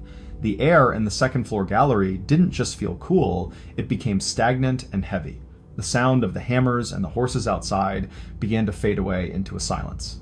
Dorothy, being a woman of high spirits, tried to protest, but she soon realized that the doors were locked from the outside. She was no longer the mistress of the hall, she was a prisoner in a cage of fine wood and silk. She started finding the meals that were pushed through a small slot in the door were cold and meager. She noticed that the shadows in her room were getting longer, and the smell of the rosewater was replaced by the scent of old, dry dust and isolation. The shift became physical as the months of confinement turned into years. Dorothy began to pace the length of her room, her footsteps a rhythmic thud-thud-thud that echoed through the empty hallway. She would stand at the window and watch the guests arrive for the parties she was no longer allowed to attend. She began to look pale, her eyes sunken, and her hands shaking so much she could no longer hold a pen. She was a living ghost in a house that had forgotten her. You are standing in that dark, cold room in 1726. You are Dorothy, and you have just realized that your husband is never going to let you out. You are a noblewoman who once held the world in your hand, and now you are a prisoner in your own home. You hear the sound of the violin music from the ballroom below, a sound that should be a sign of joy, but to you, it is a countdown. You hear a sound in the dark, a low, wet cough that isn't your own. You are alone. Do you try to scream for the guests, knowing that the walls are too thick for your voice to reach them? Do you try to break the heavy oak door, knowing that your strength is no match for the iron bolts? Or do you listen to the absolute silence of the room and realize that you are being erased from existence 1 hour at a time? Because here is the thing, Dorothy didn't have time to choose. The isolation was already beginning to break her mind and her body in the dark. The official records say that Dorothy died of smallpox in 1726, but the local people never believed it. They whispered that Lord Townshend had pushed her down the main staircase, or that she had been left to starve in her room. The bizarre reveal came over 100 years later, when the guests at Raynham Hall began to report seeing a woman in a brown silk dress walking the hallways. She didn't have a face, only 2 black hollow pits where her eyes should be. She became known as the Brown Lady of Raynham Hall. For decades, the sightings were dismissed as urban legends until 1936. 2 photographers from Country Life magazine, Captain Provand and Indre Shira, were at the hall to document its architecture. As they were setting up their camera at the base of the main staircase, Shira saw a misty, translucent figure beginning to descend the stairs. He didn't hesitate. He shouted for Provand to take the photo. The flash went off, and the figure vanished. When the film was developed, it showed a clear, glowing image of a shrouded woman walking down the stairs. It is widely considered one of the most authentic and terrifying ghost photos ever taken. The camera had seen what the human eye could barely perceive, the physical manifestation of Dorothy's eternal grief. The experts at Kodak analyzed the negative for months and found no evidence of tampering or a double exposure. Today, Raynham Hall remains a private residence, but the legend of the Brown Lady continues to haunt the people of Norfolk. Visitors and staff report feeling a sudden, icy hand on their shoulder and the smell of dead lavender in the gallery. The energy of Dorothy's confinement and her mysterious death is etched into the very oak of the house. It serves as a haunting reminder that a life of luxury can be turned into a prison of shadows in a single jealous moment. Dorothy Walpole was a woman who believed in the security of her noble blood, but she learned that the greatest darkness can sometimes hide behind the titles and the grand traditions of a powerful family. She is a reminder that the energy we leave behind can become a presence that survives long after our names are forgotten. Raynham Hall stands as a silent monument to a woman who just wanted to be free, but found herself anchored to a staircase for all of eternity. The Brown Lady proved that a location can hold on to a malice that survives through the centuries, anchoring a spirit to the very halls where its life was stolen. But as the shrouded figure continues to descend the stairs in England, thousands of miles away in the city of Fall River, Massachusetts, there is a place where the hauntings are tied to a much more violent and intimate kind of trauma. It is a house where an axe was used to settle a family debt in 1992. Story 9. The Lizzie Borden House. In the sweltering heat of August in 1892, a 32-year-old woman named Lizzie Borden was exactly where a daughter of the upper class was expected to be. She was a Sunday school teacher, a member of the Fruit and Flower Mission, and the daughter of one of the wealthiest men in Fall River, Massachusetts. She was a person of standing, character, and absolute financial security. She was exactly where a lady belonged, living in a world of social duty and quiet Victorian respectability. But instead of living out a life of grace and inheritance, Lizzie would allegedly pick up a heavy roofing hatchet and use it to settle a family debt in the most violent way imaginable. The mystery is not just who killed Andrew and Abby Borden in broad daylight, but why a woman with every reason to wait for her father's passing would choose to turn her family home into a slaughterhouse. Lizzie went to breakfast as a respected lady and ended the day as the most infamous name in American history. The air inside the house on 2nd Street does not feel like a typical summer morning in New England. It feels thick, oily, and carries a heavy scent of rancid mutton stew, stale wood smoke, and the sharp metallic tang of iron that has been exposed to the heat for too long. When you stand in the narrow hallway near the kitchen, the silence is not a peaceful quiet, but a dense, vibrating pressure that you feel in your ears. It is a world of heavy velvet curtains and shadows that stay. When you move toward the guest room on the 2nd floor, the texture of the world changes. You feel a sudden, sharp drop in the air pressure, as if the oxygen is being sucked out of the room by an invisible vacuum. The air carries a suffocating quality that makes your throat tighten, and you smell the cloying, sweet odor of blood that has begun to bake in the 90-degree heat. You hear a low, rhythmic buzzing of hundreds of flies that have gathered on the floral wallpaper of the guest room. Andrew Borden was a man of cold, calculated wealth and extreme, legendary frugality. At 70 years old, he was the president of the Union Savings Bank and a major property owner, yet he refused to install modern plumbing or electricity in his home. He was a sturdy, stern man who took great pride in his financial standing and his absolute control over his household. He was a person who understood the value of a dollar and the necessity of order, but he was a man who had very few friends. He was the kind of person who believed that the world was a ledger to be balanced, and he expected his daughters, Lizzie and Emma, to live within the strict lines he drew for them. He found comfort in the predictable rhythm of his business deals, the way the bank vault clicked shut, and the sound of his heavy boots on the cobblestones. He was a healthy, disciplined man who lived in a world of ledgers and locks, seemingly shielded by his money from the messiness of human emotion. The ritual of life in the Borden house followed a meticulous, repetitive cycle of household chores and silent meals that occupied every hour of the day. Every single morning at 6 o'clock, the servant, Bridget Sullivan, would begin the long process of preparing the kitchen for the day. It started with the wood stove. She would spend nearly 30 minutes in the small, hot room, using a small iron shovel to clear away the cold ashes from the previous evening's fire before lighting the new one. She would move in slow, deliberate motions, feeling the weight of the cast iron and the smell of the charcoal dust in her lungs. After the fire was set, she would move to the water. She would carry heavy buckets from the pump in the yard, her arms aching as she filled the massive kettle on the stove. She had to ensure the water was boiling before the family came down for breakfast. It was a slow, silent labor that required her absolute focus. She liked the mechanical certainty of it. In the late morning, the breakfast routine would begin. This was the part of the day that Lizzie found most stifling. The family would sit around the small wooden table, eating a meal of cold mutton stew and bread that had been served for 3 days in a row. They would eat in a heavy, oppressive silence, the only sound being the clinking of the silver spoons against the china bowls. Andrew would sit at the head of the table, his face a mask of stern indifference, watching his daughters. Lizzie would spend hours after breakfast in her room on the 2nd floor focusing on her sewing. She would use a small silver needle to stitch intricate patterns into her cotton dresses, the rhythmic poke-pull of the thread filling the quiet room. She took pride in her skill, knowing that every stitch was a tiny act of control in a house where she had none.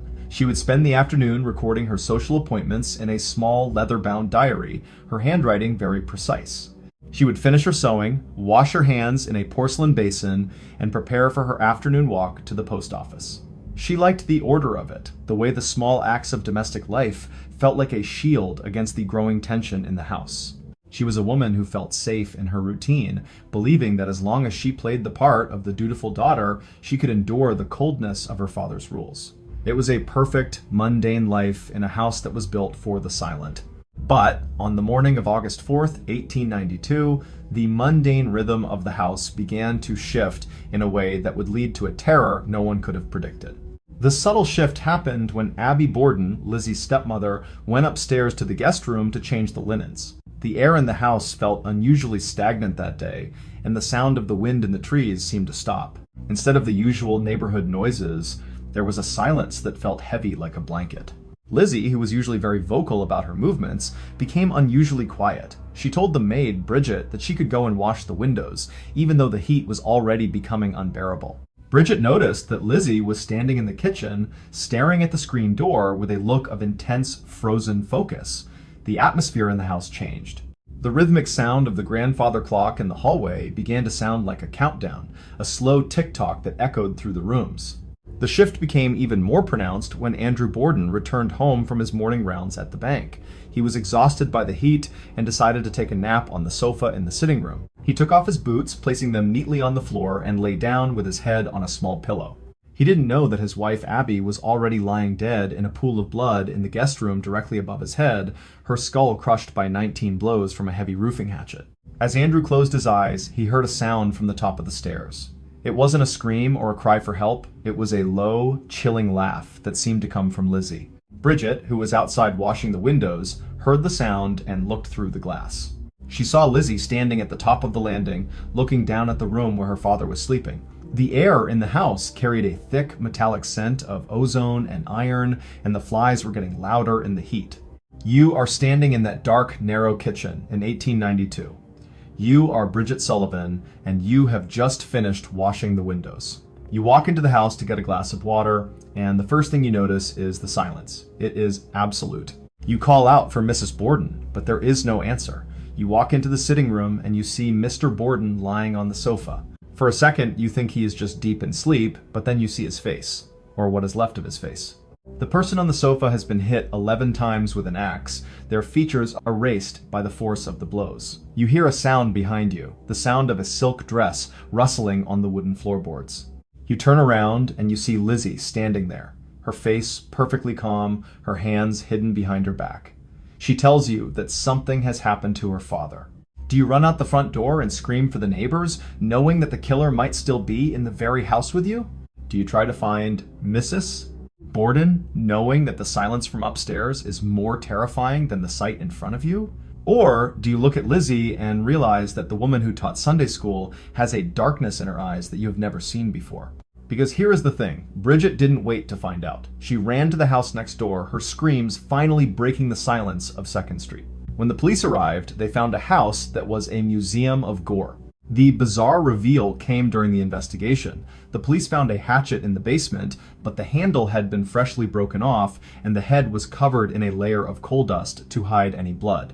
Even more disturbing, a few days after the murders, Lizzie was seen by her friend Alice Russell burning a blue silk dress in the kitchen stove, claiming it was stained with paint. The police also discovered that Lizzie had tried to buy prussic acid, a deadly poison, just a day before. Lizzie Borden was arrested and put on trial for the murders, but in a world that couldn't imagine a well-bred woman committing such a crime, she was eventually acquitted. She inherited her father's massive fortune and moved to a grand house on the hill called Maplecroft, where she lived in total isolation until her death. But even though the law said she was innocent, the house on 2nd Street never forgot the blood that was spilled on that hot August morning in the 19th century. Today, the Lizzie Borden house is a bed and breakfast where guests can stay in the very rooms where the murders occurred. Visitors report seeing the ghost of Abby Borden in the guest room and hearing the sound of a man groaning in the sitting room. Many report feeling a sudden icy hand on their shoulder and the smell of rancid mutton stew in the kitchen. The house remains a monument to a mystery that has never been solved, a place where the shadows are thick with the weight of guilt. Lizzie Borden was a woman who believed she could settle a family debt with an axe, but she learned that the energy of violence survives long after the trial is over. She is a reminder that the most dangerous monsters are often the ones who look exactly like the people we trust.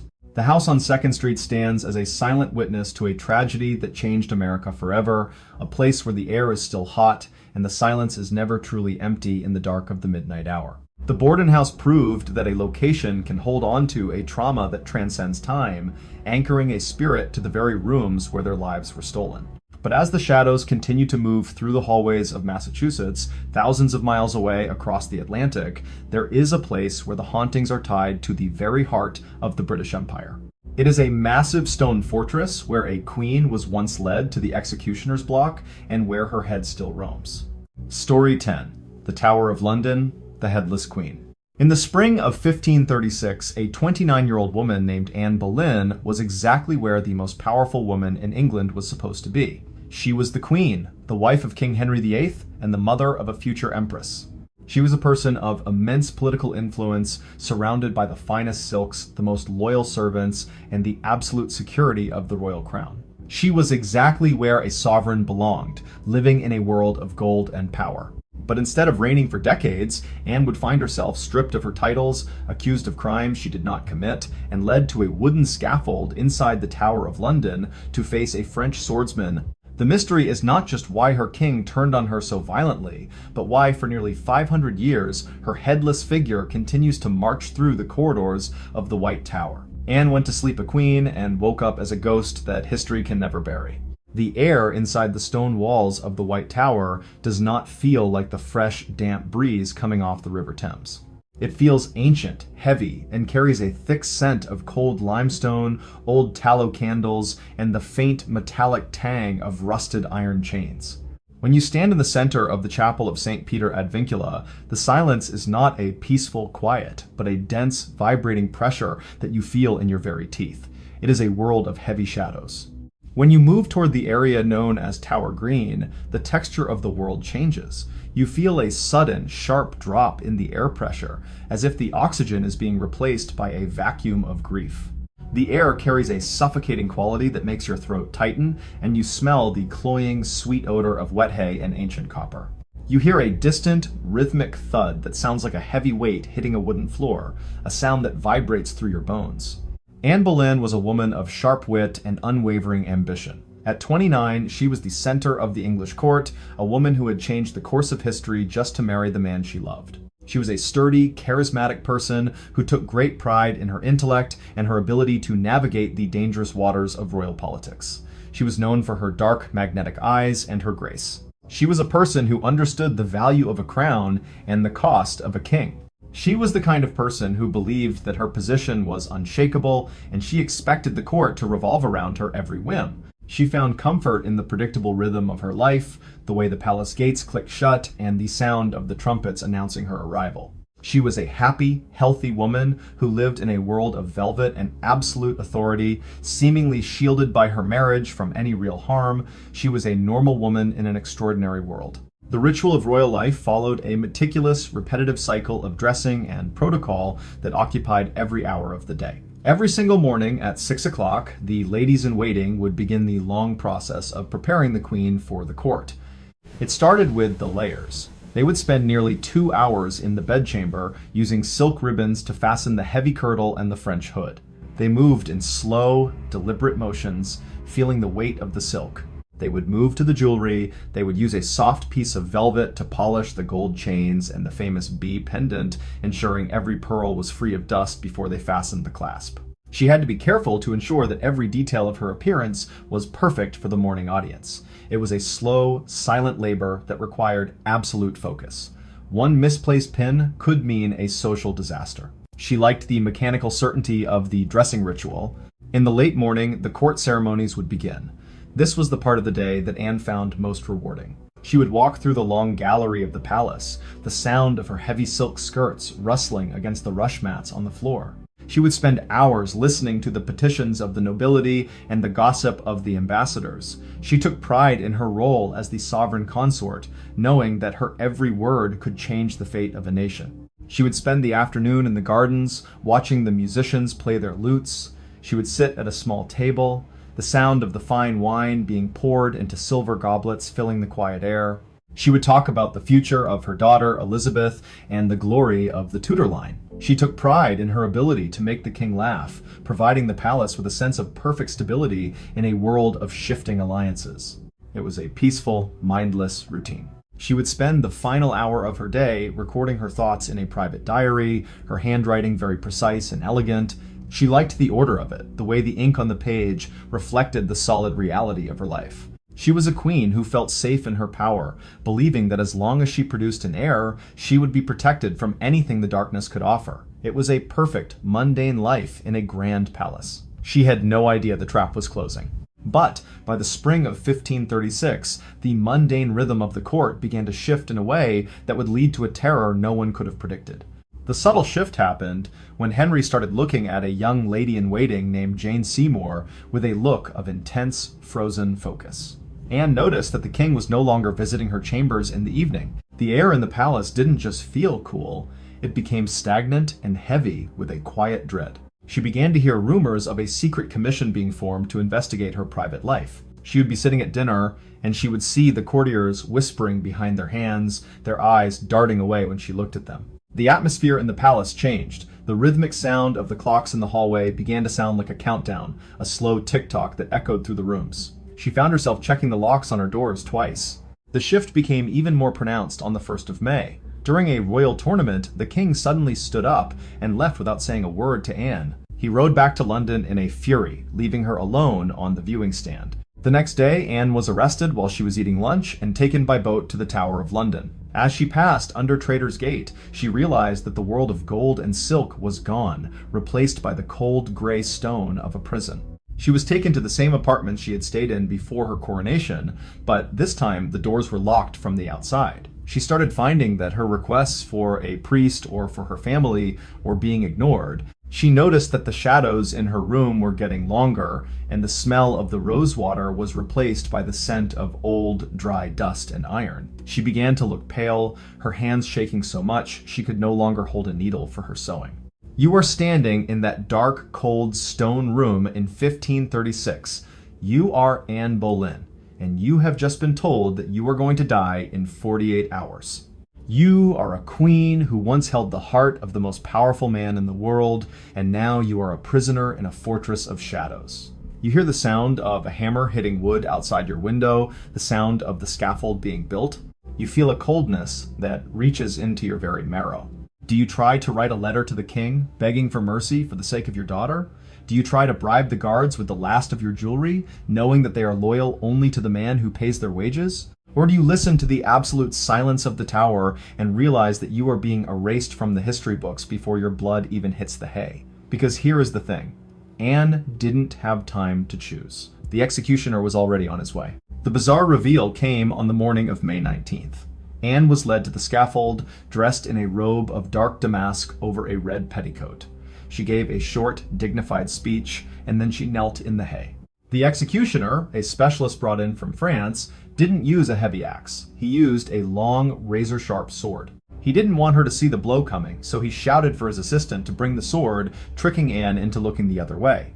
In a single, fluid motion, the sword took her head. Witnesses said that for several seconds after the execution, Anne's eyes continued to move and her lips continued to pray. But the real mystery started years later.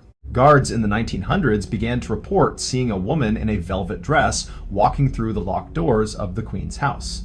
She doesn't have a face. She is often seen carrying her own head tucked under her arm like a horrifying helmet. One famous account from 1864 involves a sentry who saw a white, shrouded figure emerge from the mist near the chapel. He challenged the figure 3 times, and when it didn't answer, he lunged with his bayonet. The weapon passed right through the figure as if it were made of smoke. The guard was found fainted at his post, and he was later court-martialed for sleeping on duty until he proved what he had seen. The energy of the trauma was real. Today, the Tower of London remains one of the most haunted places in the world, a massive stone monument to the high price of royal ambition. Visitors report feeling a sudden icy hand on their shoulder and hearing the sound of a woman sobbing in the dark. The energy of Anne's final, dignified moment is etched into the very stone of the chapel. It serves as a haunting reminder that even a crown cannot protect you from the shadows of a jealous and powerful king. Anne Boleyn was a woman who believed she could change the world with her love and her wit. but she learned that the darkness of the tower is a hungry thing that never forgets. She is a reminder that the energy we leave behind can become a presence that survives long after the scaffolds are torn down. The White Tower stands as a silent witness to a queen who just wanted a legacy, but found herself anchored to a fortress of stone for all of eternity. The headless Queen of London proved that a location can hold on to a malice that survives through the centuries, anchoring a spirit to the very stone where its life was taken. But as the shrouded figure continues to march through the corridors of the tower, 50 miles to the southeast in the county of Kent, there is a place where the hauntings are not tied to a single building, but to an entire village. It is a place with 12 distinct and terrifying ghosts. Story 11. The Screaming Woods of Pluckley. In the early 1900s, a 34-year-old man named Robert was exactly where a hard-working laborer in the English countryside was supposed to be. He was a dedicated employee at the local brickworks in the quiet, picturesque village of Pluckley, located in the heart of Kent. He was a man with a steady income, a small stone cottage, and a reputation for being the most reliable worker on the site. He was exactly where any honest man wanted to be, earning a living under the gray English sky. But instead of finishing his shift and walking home to a warm meal, Robert would meet a sudden and horrific end that would leave his voice echoing through the village for over a century. The mystery is not just how a pile of clay could become a tomb, but why, in a village as beautiful and quaint as Pluckley, his is just one of 12 distinct and terrifying hauntings that have earned the town the title of the most haunted village in Britain. Robert went to work a brickmaker and became a scream. The air in the clay pits on the edge of Pluckley does not feel like the fresh floral scent of the surrounding apple orchards. It feels heavy, damp, and carries a thick, earthy odor of wet mud, stagnant mineral water, and the faint, sweet smell of drying hay. When you stand near the deep excavation site, the silence is not a peaceful quiet, but a dense, vibrating pressure that you feel in your very chest. It is a world of gray shadows and the constant, rhythmic dripping of water. When you move toward the brick kilns, the texture of the world changes. You feel the grit of the clay dust on your skin, but beneath it, the air is thick, with a heat that feels like a physical hand pressing against your face. You hear a sound that isn't the wind, but a low, muffled thumping that seems to come from deep inside the earth. The air carries a suffocating quality that makes your throat tighten, as if you are inhaling the ground itself. It is a sensory warning of a burial. Robert was a man who believed in the solid, tangible reality of the earth he worked with every day. At 34, he was a sturdy man with thick, calloused hands and a level head that made him the leader of his small crew. He wasn't just a laborer, he was a craftsman who understood the chemistry of the clay and the precise timing of the firing process. He loved the routine of his work, the shared jokes with the other men, and the feeling of building something that would last. He was the kind of person who understood that the bricks he made would build the homes and the walls of the village he loved. He found comfort in the predictable rhythm of his shifts, the way the morning mist sat on the fields and the sound of the birds in the hedgerows.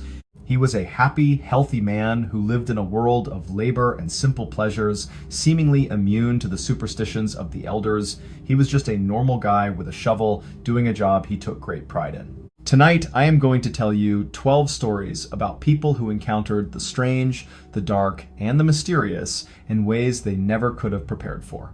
But before we get into our first case, if you could please do me a huge favor. If you enjoy these stories, please offer to take the like button for a peaceful stroll through the most haunted village in England. But the second you hear a scream coming from the woods, I want you to run for the village pub as fast as you can. Also, if you would not mind, please subscribe to the channel and leave a comment letting us know where in the world you are listening from today. We love seeing how far these stories travel across the globe. We really do appreciate all the support you guys give to the channel. It means a lot to the team here. Now, let us get into our story. The process of making a single brick at the Pluckley Works followed a meticulous, repetitive cycle of labor that occupied Robert's entire day. Every single morning at 5 o'clock, Robert would begin the long process of preparing the clay. It started with the mixing. He would spend nearly 3 hours in the shallow pits, using a heavy wooden spade to churn the raw earth with water, until it was the consistency of thick dough. He would move in slow, deliberate motions, feeling the weight of the mud against his shovel and the cool moisture on his arms. He had to be careful to ensure there were no stones in the mix. He would then head to the molding tables. He would take a handful of the wet clay and slam it into a wooden frame, his fingers smoothing the edges until the surface was perfectly flat. He would do this hundreds of times a day, a rhythmic thud slap that filled the air of the workshop. After the molds were filled, he would carry the heavy trays to the drying racks. He had to ensure that every brick was exposed to the air for exactly the right amount of time in the shed. In the late afternoon, Robert would begin the loading of the kilns. This was the part of the day that required his most intense focus and gave him the most pride.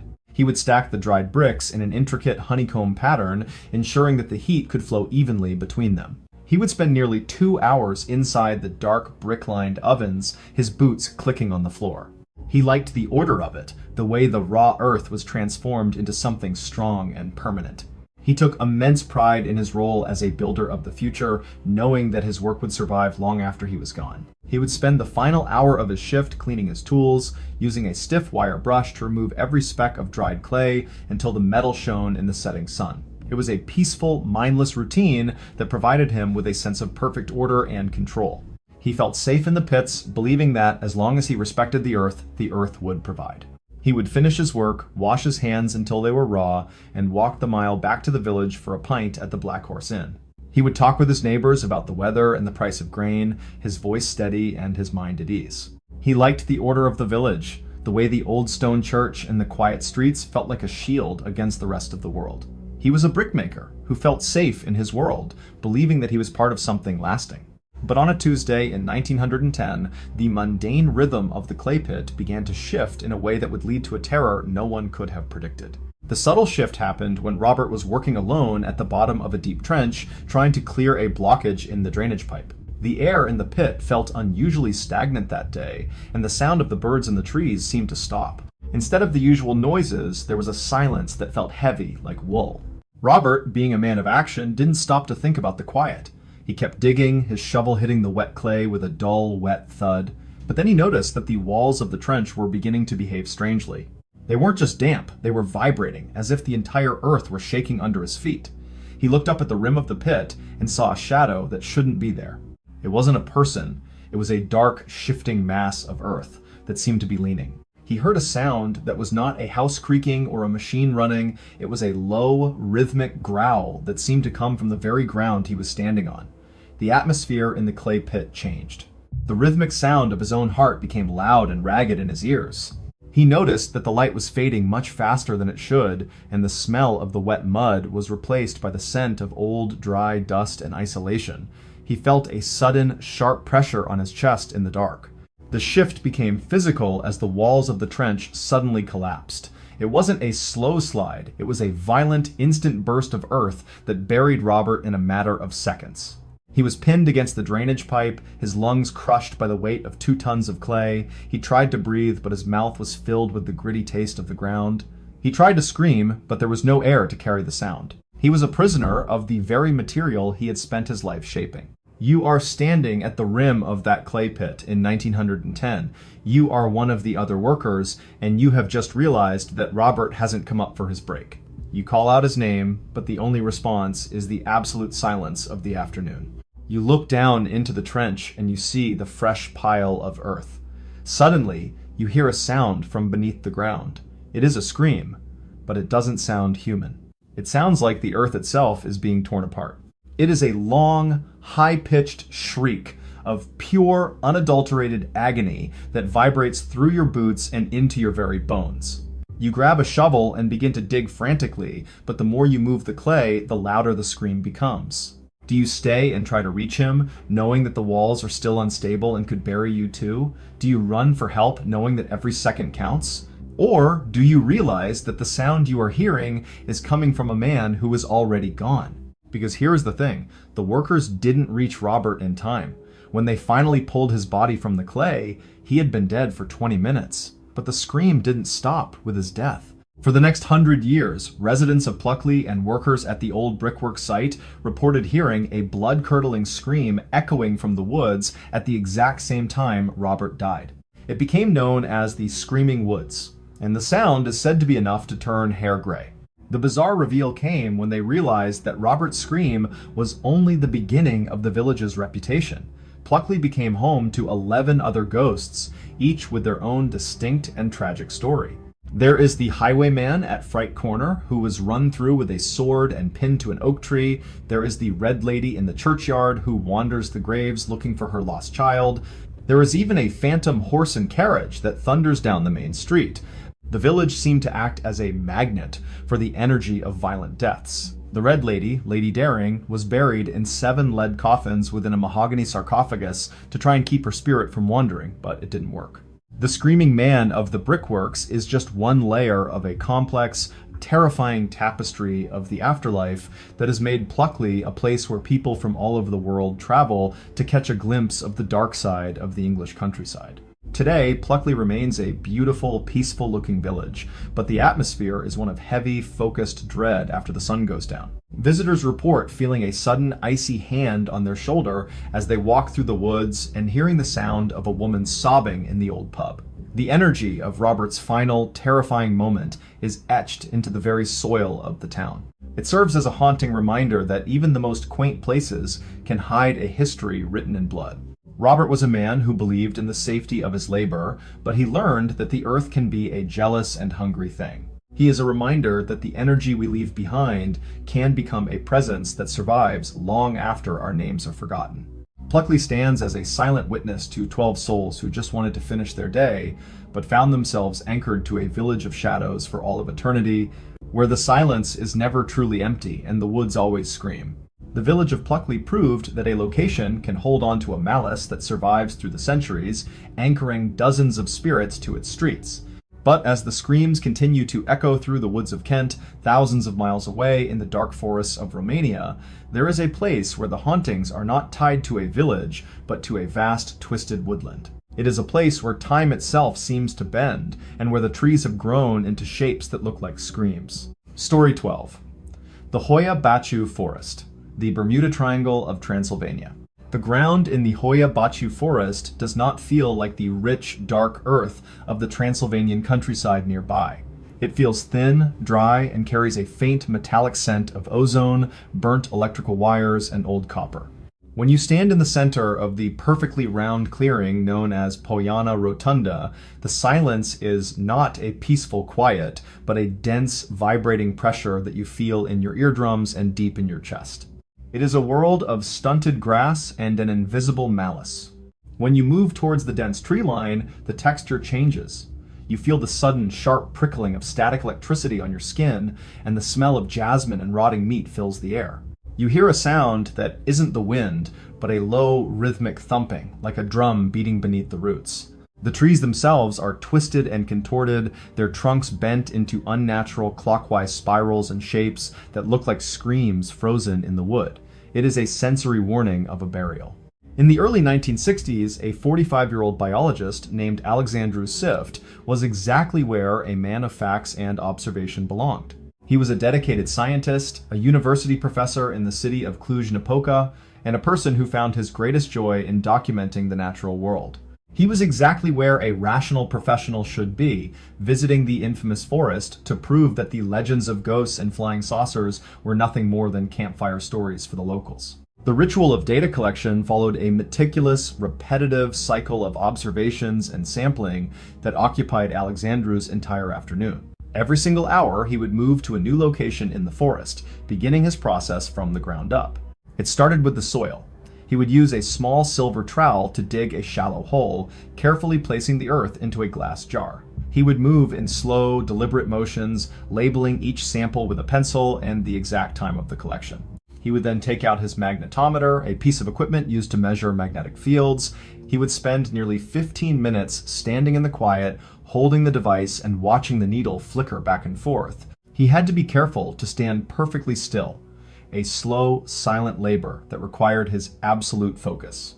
In the late afternoon, he would take a series of photographs of the unusual tree growth, ensuring that he had a visual record to go with his data. He liked the mechanical.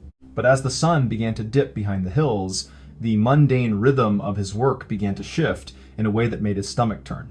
The subtle shift happened when Alexandru looked at his compass and realized the needle wasn't pointing north, It was spinning in frantic, useless circles. He began to feel an overwhelming sensation of being watched from the tree line, even though he was the only living thing in the clearing. The air went stagnant and heavy. He heard a sound from the woods. You are standing in that round clearing in the 1960s. You are Alexander Sift, a man of science who doesn't believe in the paranormal. You are surrounded by a silence that feels like it has a physical weight. Your magnetometer is showing a spike in electromagnetic activity that defies all logic, and your skin is covered in a sudden, painful rash that feels like a burn. You look at your watch and you see that you have lost 6 hours of your life. Do you stay and try to find a rationale? Do you tell yourself that you are just a tired man with an old compass and a medical condition that you must have fainted and lost track of time? Or do you listen to that voice in your soul that tells you that you are standing in a place where the rules of nature are broken and that the shadows are not a product of the sun? Because here is the thing, Alexander didn't have to choose. The forest made the choice for him. When he developed his photos, they were filled with lights. The bizarre reveal came when they investigated the history of the forest. They discovered that it was named after a shepherd named Hoya Baciu, a sturdy, practical man who had been tending a flock of over 200 sheep in the 1920s. According to the legend, the shepherd and his entire flock walked into the woods on a sunny afternoon to find a better pasture and were never seen again. They didn't find a single bone, a piece of a wool coat, or a footprint in the mud.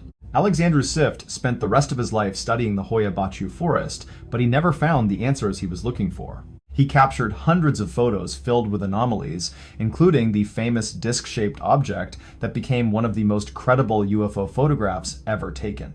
The forest remains a place of profound mystery, where people still report missing time, unexplained burns, and the sensation of being touched by invisible hands. It serves as a reminder that some places, the Hoya Baciu forest, proved that a location can hold on to a malice that survives through the centuries, anchoring thousands of souls to its twisted trees. But as the shadows continue to move through the forests of Transylvania, thousands of miles away in the American state of Tennessee, there is a place where the ghosts are not tied to a forest, but to a single family. It is a cave where a malevolent spirit refused to let them live in peace. Welcome to the home of the Bell Witch. Story 13. The Bell Witch, the Spirit of Adams. In the late summer of 1817, a 50-year-old man named John Bell was a man who had finally secured his piece of the American frontier. He was a wealthy farmer, a respected elder in his local church, and a father who had built a massive estate in the rolling hills of Adams, Tennessee. He was exactly where a successful pioneer wanted to be, standing in the middle of his 320-acre farm, surrounded by a large and loving family. He was a person of solid character, but instead of enjoying his golden years in peace, John would suddenly find himself targeted by a malevolent, invisible force that would physically assault his children, speak to him in 1,000 different voices, and eventually poison him in his own bed. The mystery is not just what this entity was, but why a man of such unshakable faith and strength would be systematically destroyed in front of his entire community. John went to sleep a king of the valley and died as a victim of a witch. The air in the bottomlands of the Red River in northern Tennessee does not feel like the fresh, humid breeze of a typical autumn morning. It feels heavy, stagnant, and carries a thick, metallic scent of ozone, damp limestone, and the sharp, iron-heavy smell of old blood that has been baked into the red clay. When you stand near the entrance of the small, jagged cave at the edge of the woods, the silence is not a peaceful quiet, but a dense, vibrating pressure that you feel in your teeth. When you move toward the old Bell home site, the texture of the world changes. You feel a sudden, sharp pressure in your ears, as if the atmospheric weight of the valley is trying to push you into the ground. The air carries a suffocating quality that makes your throat tighten, and you smell the cloying, sweet odor of rotting wood and ancient sulfur. You hear a low, rhythmic scratching sound coming from inside the trees, a sound of something with long claws trying to get out. John Bell was a man of immense physical presence and quiet, unyielding authority. At 50 years old, he was a veteran of the long trek from North Carolina, a man who had cleared the wilderness with his own 2 hands to provide for his wife Lucy and their 9 children. He was a sturdy man with a thick beard and a level head, someone his neighbors looked up to for guidance and stability. He was a person who understood the value of a hard day of work and the reality of the soil. He was the kind of person who understood that his farm was a machine, and every member of his family was a gear that kept it running. He found comfort in the predictable rhythm of his life, the way the morning light hit the tobacco leaves and the sound of the axes in the woods. He was a happy, healthy man who lived in a world of crops and livestock, seemingly shielded by his reputation from any real harm. He was just a normal guy doing a job he took great pride in for his kin. The ritual of the harvest followed a meticulous, repetitive cycle of labor and processing that occupied John's entire autumn season. Every single morning at 5 o'clock, he would begin the long process of inspecting the tobacco barns. It started with the drying racks. He would spend nearly 3 hours in the tall wooden structures checking the moisture levels of the hanging leaves. He would move in slow, deliberate motions, feeling the texture of the tobacco against his palm. He would rub the leaves between his fingers, listening for a specific dry snap that meant they were ready for the market. After the tobacco was checked, he would move to the cornfields. He would spend the middle of the day walking through the rows of yellow stalks, his heavy boots thudding on the dry earth in a rhythmic beat. He had to ensure that the ears were firm and free of rot, a slow and very silent labor that required his absolute focus and his physical strength. In the late afternoon, the family would gather for the husking. This was the part of the day that John found most rewarding. He would sit on a wooden stool in the center of the barn, the sound of the dry husks being torn away filling the air like a constant rustling wind. He would move with a synchronized efficiency, his hands working in a mindless dance of pull and toss, pull and toss.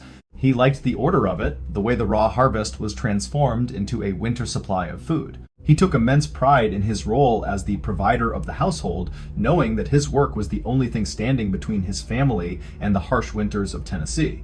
He would spend the final hour of his day recording the yields in a heavy leather-bound ledger, ensuring that every bushel was documented with a steady hand. It was a peaceful, mindless routine that provided him with a sense of perfect order and control. He felt safe on his land, believing in the solid earth. He would finish his work, wash his hands in a porcelain basin, and join Lucy for a dinner of corn, bread, and salt pork. They would talk about the price of land and the health of the children, their voices soft and steady in the quiet of the farmhouse. He liked the order of his world, the way the shadows of the fire danced on the walls and the sound of the crickets in the fields. He was a farmer who felt safe, believing that as long as he worked hard, the darkness could never touch. But on a Tuesday evening in 1817, the mundane rhythm of the farm began to shift in a way that would lead to a terror no one could have predicted. The subtle shift happened when John was walking through his cornfield and saw a strange animal sitting between the rows. It had the body of a large dog, but the head of a rabbit. It didn't run away, it just sat there staring at him with unblinking human-like eyes. John raised his gun and fired, but the creature vanished. He began to notice that the sounds in the house were changing. It wasn't the usual creaking of the wood, it was the sound of a heavy weight being dragged across the roof in the middle of the night. He would go outside with a lantern, but the roof would be empty and silent. The air in the house didn't just feel cool, it became stagnant and heavy. He heard a sound from the walls, a rhythmic slapping like a hand hitting the wood over and over. The atmosphere was turning into a trap. The shift became physical during the winter months. John's youngest daughter, Betsy, began to experience violent attacks in her bed. She would wake up screaming, her face covered in red welts and her hair tangled in knots that could only be cut out with scissors. Invisible hands would slap her across the face with enough force to leave bruises. John would sit by her bed, clutching his Bible, but the entity would only laugh, a high-pitched cackle that filled the entire room. John himself started to feel the malice of the spirit. He would be walking in his garden, and his tongue would suddenly swell up so large he couldn't speak or swallow. He felt a constant, sharp pressure in his throat, as if an invisible cord were being tightened around his neck. The entity finally found its voice, claiming to be a neighbor named Kate Batts, who had been cheated in a land deal. It began to preach, sing, and threaten the family with a terrifying, ancient knowledge. You are standing in that dark, cold bedroom in 1820. You are John Bell, a man who once held the world in his hand, and now you are a prisoner in your own home. You hear a voice you don't recognize, a deep, mocking laugh that makes your heart stop.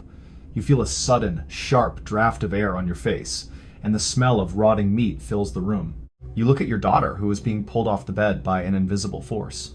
Do you stay and try to fight for your family? Do you tell yourself that you are just a troubled man with a fever, that the things you are seeing are just a trick of the shadows? Or do you listen to that voice in your soul that tells you that the thing in the room is not a neighbor, but a malevolent spirit that has been waiting for you to break. Because here is the thing, John couldn't fight back. He was being drained of his life force every single day. He watched as his empire crumbled under the weight of a whisper. The bizarre reveal came on the morning of December 19th, 1820. John's son went to check on his father and found him in a deep, unnatural stupor. On the bedside table, there was a small vial of strange, smoky black liquid that no one in the house recognized. When they gave a drop of it to the family cat, the animal died instantly. A voice suddenly filled the room, laughing and saying, "I gave old Jack a big dose last night, and that fixed him right up." John Bell died a few hours later, the first and only person in American history whose death was officially attributed to a ghost by a state coroner. But the spirit didn't leave with his death. It stayed to mock the family at his funeral, singing loud, bawdy songs while the preacher tried to speak. The entity eventually retreated to a limestone cave on the property, where people still report hearing voices and seeing strange lights dancing in the dark of the Tennessee woods. Today, the Bell Witch Cave is a world-famous site of paranormal activity, a place where the barrier between the living and the dead is as thin as a sheet of paper. Visitors report being touched, hearing their names called out in the dark, and seeing a large black dog with glowing eyes wandering the fields. The energy of John Bell's destruction is etched into the very soil of Adams. It serves as a haunting reminder that even the strongest man can be broken by a shadow. John Bell was a man who believed in the security of his faith and his labor, but he learned that the darkness of the frontier has a memory that survives through the centuries. He is a reminder that the energy we leave behind can become a presence that survives long after our names are etched into stone. The valley of the Red River stands as a silent witness to a family that just wanted a future, but found themselves anchored to a witch of shadows for all of eternity. The legend of the Bell Witch proved that a single family can be the target of a malice that defies all logic, anchoring a spirit to the very land where their lives were spent. But as the voices continue to echo through the caves of Tennessee, hundreds of miles to the north in the fields of Pennsylvania, there is a place where the hauntings are not tied to a single house, but to a massive battlefield. It is a place where the air still tastes like gunsmoke and old blood. Story 14. Gettysburg Battlefield, the Eternal Soldiers. The air at Devil's Den in Gettysburg does not feel like a typical summer afternoon in the Pennsylvania countryside. It feels heavy, electric, and carries a thick metallic scent of gunsmoke, old iron, and the faint, sweet odor of horses that have been dead for over 160 years. When you stand between the massive granite boulders, the silence is not a peaceful quiet, but a dense, vibrating pressure that you feel in your ears and deep in your chest.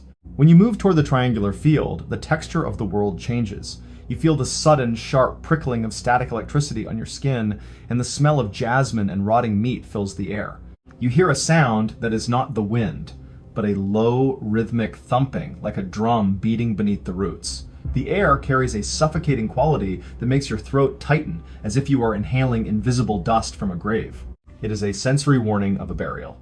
In the summer of 1988, a 42-year-old man named Mark was exactly where a history enthusiast wanted to be. He was a high school teacher, a father of two, and a person who had spent his entire life reading about the American Civil War. He was a person of facts, dates, and absolute respect for the ground he was walking on. He was exactly where a tourist belonged, visiting the famous battlefield with his family on a very clear and sunny Saturday. Mark was a man of quiet observation and deep intellect. At 42, he was known for his steady hand and his ability to explain complex historical events to his students with a passion that made the past come alive. He wasn't just a visitor, he was a scholar of the soul of America, someone who felt the weight of the 500,000 men who had fought in this conflict. He loved the technical side of the war, the maps, the logistics, and the military strategy. He was the kind of person who understood that Gettysburg was more than just a park. It was a sacred ground where a nation was redefined. He found comfort in the predictable rhythm of his tour, the way the morning light hit the marble monuments, and the sound of the wind in the trees. He was a happy, healthy man who lived in a world of textbooks and tangible evidence, seemingly shielded by his logic from any superstition. He was just a normal guy with a camera. The ritual of the battlefield tour followed a meticulous, repetitive cycle of stops and observations that occupied Mark's entire day. Every single hour, the family would drive to a new monument, beginning their process from the base of the stone. It started with the plaques. He would spend nearly 15 minutes at each site, using his finger to trace the engraved names of the regiments until he had memorized the numbers of the fallen in his mind for his lesson. He would move in slow, deliberate motions, clicking his camera and checking the light. After the monuments were documented, he would move to the defensive lines. He would spend the middle of the day walking through the tall grass, his heavy boots thudding on the earth in a rhythmic beat. He had to ensure that his children understood the gravity of the site, a slow and silent labor that required his absolute focus. He liked the mechanical certainty of the entire tour. In the late afternoon, the family reached the area known as the wheat field. This was the part of the day that Mark found most significant. He would stand at the edge of the field, looking out over the golden grain, and visualize the movements of the troops on July 2nd, 1863. He would use a small hand-drawn map to trace the path of the division, the rustle of the paper filling the quiet air. He took pride in his role as a teacher for his own kids. He would spend hours explaining the significance of the position, his voice steady and his mind focused on the data. He would spend the final hour of sunlight recording the coordinates in a heavy leather-bound notebook, ensuring that every detail was documented for his future classes. It was a peaceful, mindless routine that provided him with a sense of perfect order and control. He felt safe on the land, believing that the dead were safely buried in the history books. He would finish his notes, wash his hands in a nearby rest area, and prepare for the final stop of the day. He liked the order of it, the way the small acts of historical tourism felt like a shield against the growing darkness of the evening. He was a man who felt safe in his routine, believing that as long as he respected the facts, he could understand the world. It was a perfect, mundane life in a grand place. He had no idea the past was about to reach out to him. But as the sun began to dip behind the trees near the triangular field, the mundane rhythm of the tour began to shift in a way that made Mark's blood run cold. The subtle shift happened when he tried to take a photo of a split-rail fence, and his expensive camera suddenly clicked and died. He checked the batteries, but they were brand new. He began to feel an overwhelming sensation of being watched from the high grass, even though they were the only ones left. He noticed that the air in the field was getting much colder than it should be in the middle of summer. The air didn't just get cool, it became freezing, as if he were standing in the middle of a winter storm. He heard a sound that was not the wind or the distant traffic. It was a low, rhythmic thumping like a drum beating beneath the roots of the ancient oaks. The atmosphere in the field changed. The sound of his own heart became loud and ragged in his ears. The shift became even more pronounced when he looked toward the tree line. He saw a group of men emerging from the shadows, their figures blurred by the rising mist. They were wearing ragged gray uniforms and carrying long rifles, but they weren't walking like reenactors. They were moving with a slow, mechanical precision, their faces pale and their eyes fixed on a point far behind him. You could hear the clinking of their metal gear, a sound from the past. Mark tried to say something to his wife, but his voice was caught in his throat. He watched as the men moved across the field, their feet making no sound on the dry grass. One of the soldiers stopped and looked directly at Mark. The man's eyes were not human. They were two pits of empty, swirling smoke. He reached into a small leather pouch and held out a handful of cold lead bullets. The smell of gun smoke and old sulfur suddenly filled Mark's lungs. You are standing in that open field in 1988. You are Mark, and you have just been offered ammunition by a man who died over 100 years ago. The sun is gone, and the only light comes from the pale moon rising over the ridge. You hear a sound from the woods, a high, lonely note of a bugle that seems to come from the very sky itself. You feel a coldness that reaches into your marrow. You realize that you are standing in a massive, open tomb. Do you stay and try to ask them if they are part of a local performance, knowing that there are no events scheduled for that day? Do you tell yourself that your mind is playing tricks on you because of the heat and the stories you have been reading? Or do you listen to the absolute silence of the field and realize that the men in front of you are not breathing? Because here's the thing, Mark didn't have to choose. The men simply vanished into the gray mist. The bizarre reveal came when Mark talked to the park rangers the next morning. They didn't act surprised at all. They told him about the triangular field, a place where electronic equipment consistently fails and where visitors often report seeing full-bodied apparitions of soldiers in broad daylight. One ranger even told him about a visitor who had been approached by a soldier asking if the fighting was over. They realized that the battlefield was a living memory. They discovered that the triangular field was the site of some of the most intense hand-to-hand combat during the 3-day battle. The energy of that violence had been absorbed by the soil, creating a location where time itself is thin. Mark realized that his textbooks were only half the story. The history of Gettysburg wasn't just written in ink, it was written in the energy of the thousands of men who refused to leave the ground where they had sacrificed everything. Today, the Gettysburg battlefield remains one of the most haunted locations in America, a place where the past is always just a shadow away. Visitors report seeing phantom cannons firing in the mist and hearing the screams of the wounded near the old farmhouses. The energy of the conflict is etched into the very granite boulders of Devil's Den. It serves as a haunting reminder that a nation's trauma can leave a mark on the land that never truly heals. Mark was a man who believed in the safety of his facts, but he learned that some events are so powerful they defy the laws of time. He spent the rest of his life as a different kind of teacher, one who understood that the world is much darker and more mysterious than we like to admit. He never forgot the look in the soldiers' eyes or the smell of the gun smoke in the summer air. He is a reminder that the dead are never truly silent if you know how to listen. The fields of Pennsylvania proved that a single event can anchor thousands of spirits to the ground where they fell, turning a park into a fortress of memory. But as the phantom bugles continue to echo across the valley, 2,000 miles away in the rugged mountains of Colorado, there is a place where the hauntings are not tied to a war, but to a grand and isolated hotel. It is a place where a famous writer found the inspiration for a global nightmare. Story 15. The Stanley Hotel, the inspiration for The Shining. The air in the grand ballroom of the Stanley Hotel in Estes Park does not feel like the crisp, pine-scented wind of the Rocky Mountains. It feels thin, dry, and carries a heavy scent of old floor wax, expensive pipe tobacco, and the faint, sweet odor of mountain lilies that have been dead for 100 years. When you stand near the grand staircase, the silence is not a peaceful quiet, but a dense, vibrating pressure that you feel in your very teeth. You hear a sound that isn't the wind, but a low, rhythmic melody coming from a piano that has no player.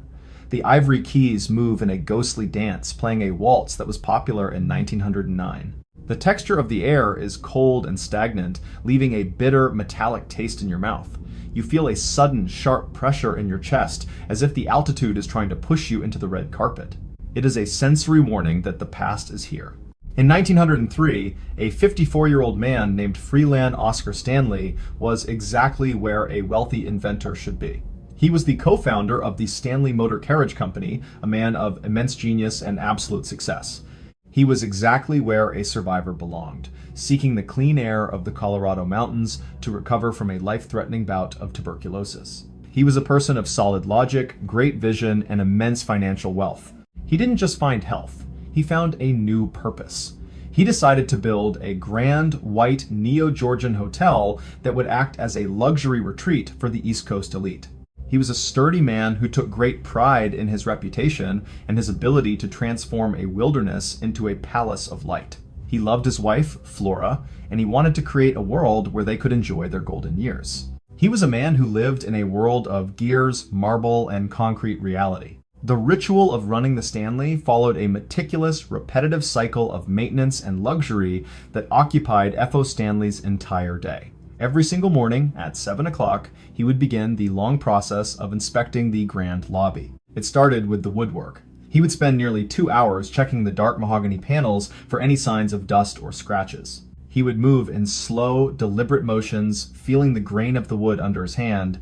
He would then move to the kitchen. He would spend the middle of the day walking through the rows of shining copper pots, his heavy leather shoes thudding on the tile in a rhythmic beat. He had to ensure that the staff was prepared for the arrival of the afternoon train, a slow and silent labor that required his absolute focus. He liked the mechanical certainty of the hotel's operations, the way the bellhops and the maids moved like precise parts of a clock. In the late afternoon, Flora would begin her piano practice. This was the part of the day that F.O. found most rewarding. He would sit in a leather chair in the music room, the sound of the keys filling the air like a constant, beautiful wind. She would play for hours, her hands working in a mindless dance of melody and grace. He liked the order of it, the way the music connected their sophisticated past to their rugged, mountainous future in the Colorado hills. He took immense pride in his role as the master of the house, knowing that his hotel was a beacon of civilization in the heart of the Rockies. He would spend the final hour of his day recording the guest accounts in a heavy leather-bound ledger, ensuring that every detail was documented with a steady hand. It was a peaceful routine that provided him with a sense of perfect control. He felt safe in the white building, believing in the power of the high sun. But by the summer of 1911, the mundane rhythm of the hotel began to shift in a way that would lead to a terror no one could have predicted. The subtle shift happened when a major explosion occurred in room 217. A chambermaid named Elizabeth Wilson was lighting a gas lantern when the floor beneath her feet gave way. She didn't die, but the energy of that violent accident was absorbed by the very wood of the room. Guests began to report that their rooms were being tidied by someone they couldn't see. They would leave a messy bed to go for a walk and return to find the linens tucked in with a military precision. The air in the hallways didn't just feel cool, it became stagnant and heavy. People heard the sound of children running through the corridors at 3 o'clock in the morning, but when they opened their doors, the long red hallways were completely empty and silent. You are standing in room 217 in the middle of a winter night in 1974. You are a guest, and you have just crawled into bed after a long day of travel. Suddenly, you feel the mattress begin to sink next to you, as if a heavy weight has just sat down. You turn on the lamp, but the room is empty. You feel a sudden, sharp draft of air on your face, and the smell of old floor wax and mountain lilies fills the small room. Do you stay in the bed and try to go back to sleep, telling yourself it's just the old pipes or the wind from the peaks? Do you try to call the front desk and ask for a different room, knowing that the hotel is fully booked for the season? Or do you listen to the absolute silence of the mountain and realize that the woman who just sat on your bed has been a phantom for 60 years? Because here is the thing. The hotel has a way of holding on to your soul.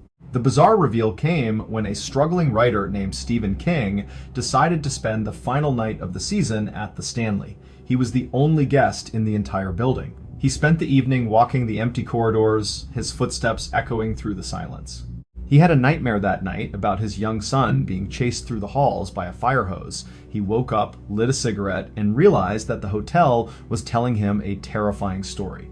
That story became the global phenomenon known as The Shining.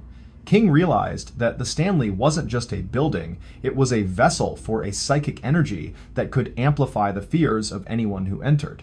The ghost of Elizabeth Wilson still wanders room 217, and Flora Stanley still plays her piano in the ballroom when the lights are low. The hotel became a place where the barrier between the imagination and the reality is very thin. Today, the Stanley Hotel is a mecca for those seeking the strange and the mysterious. Visitors from all over the world report the same sensations of being watched and hearing the distant laughter of phantom children. The energy of F.O. Stanley's ambition and Elizabeth's trauma is etched into the very limestone. It serves as a haunting reminder that a grand hotel can be a fortress of memory that refuses to let the past fade into the high mountain mist. F.O. Stanley was a man who believed in the safety of his logic, but he learned that the mountains have a memory that survives through the centuries. He is a reminder that the energy we leave behind can become a presence that survives long after our names are etched into the marble. The Stanley stands as a silent witness to a history written in light and shadow, where the piano never truly stops playing for those who know how to listen in the dark of the night. The Grand Hotel of Colorado proved that a location can hold on to a malice and a beauty that transcends time, anchoring souls to the corridors where they lived. But as the phantom melodies continue to echo through the Rockies, thousands of miles to the south in the canals of Xochimilco, Mexico, there is a place where the hauntings are tied to thousands of decaying toys. It is a place where a single man tried to appease a ghost with a forest of broken dolls. And that's a story for today. If you've stayed with us all the way to this moment, I just want to say thank you so much. The community of fans around MrBallen is what truly makes these strange, mysterious, and unforgettable stories possible. Your support, your views, your comments, and your curiosity are the reason these stories continue to be told. If you enjoy stories that are strange, dark, and mysterious yet true, don't forget to follow the channel so you won't miss the next video. Thank you for watching, thank you for being part of this community, and I'll see you in the next story.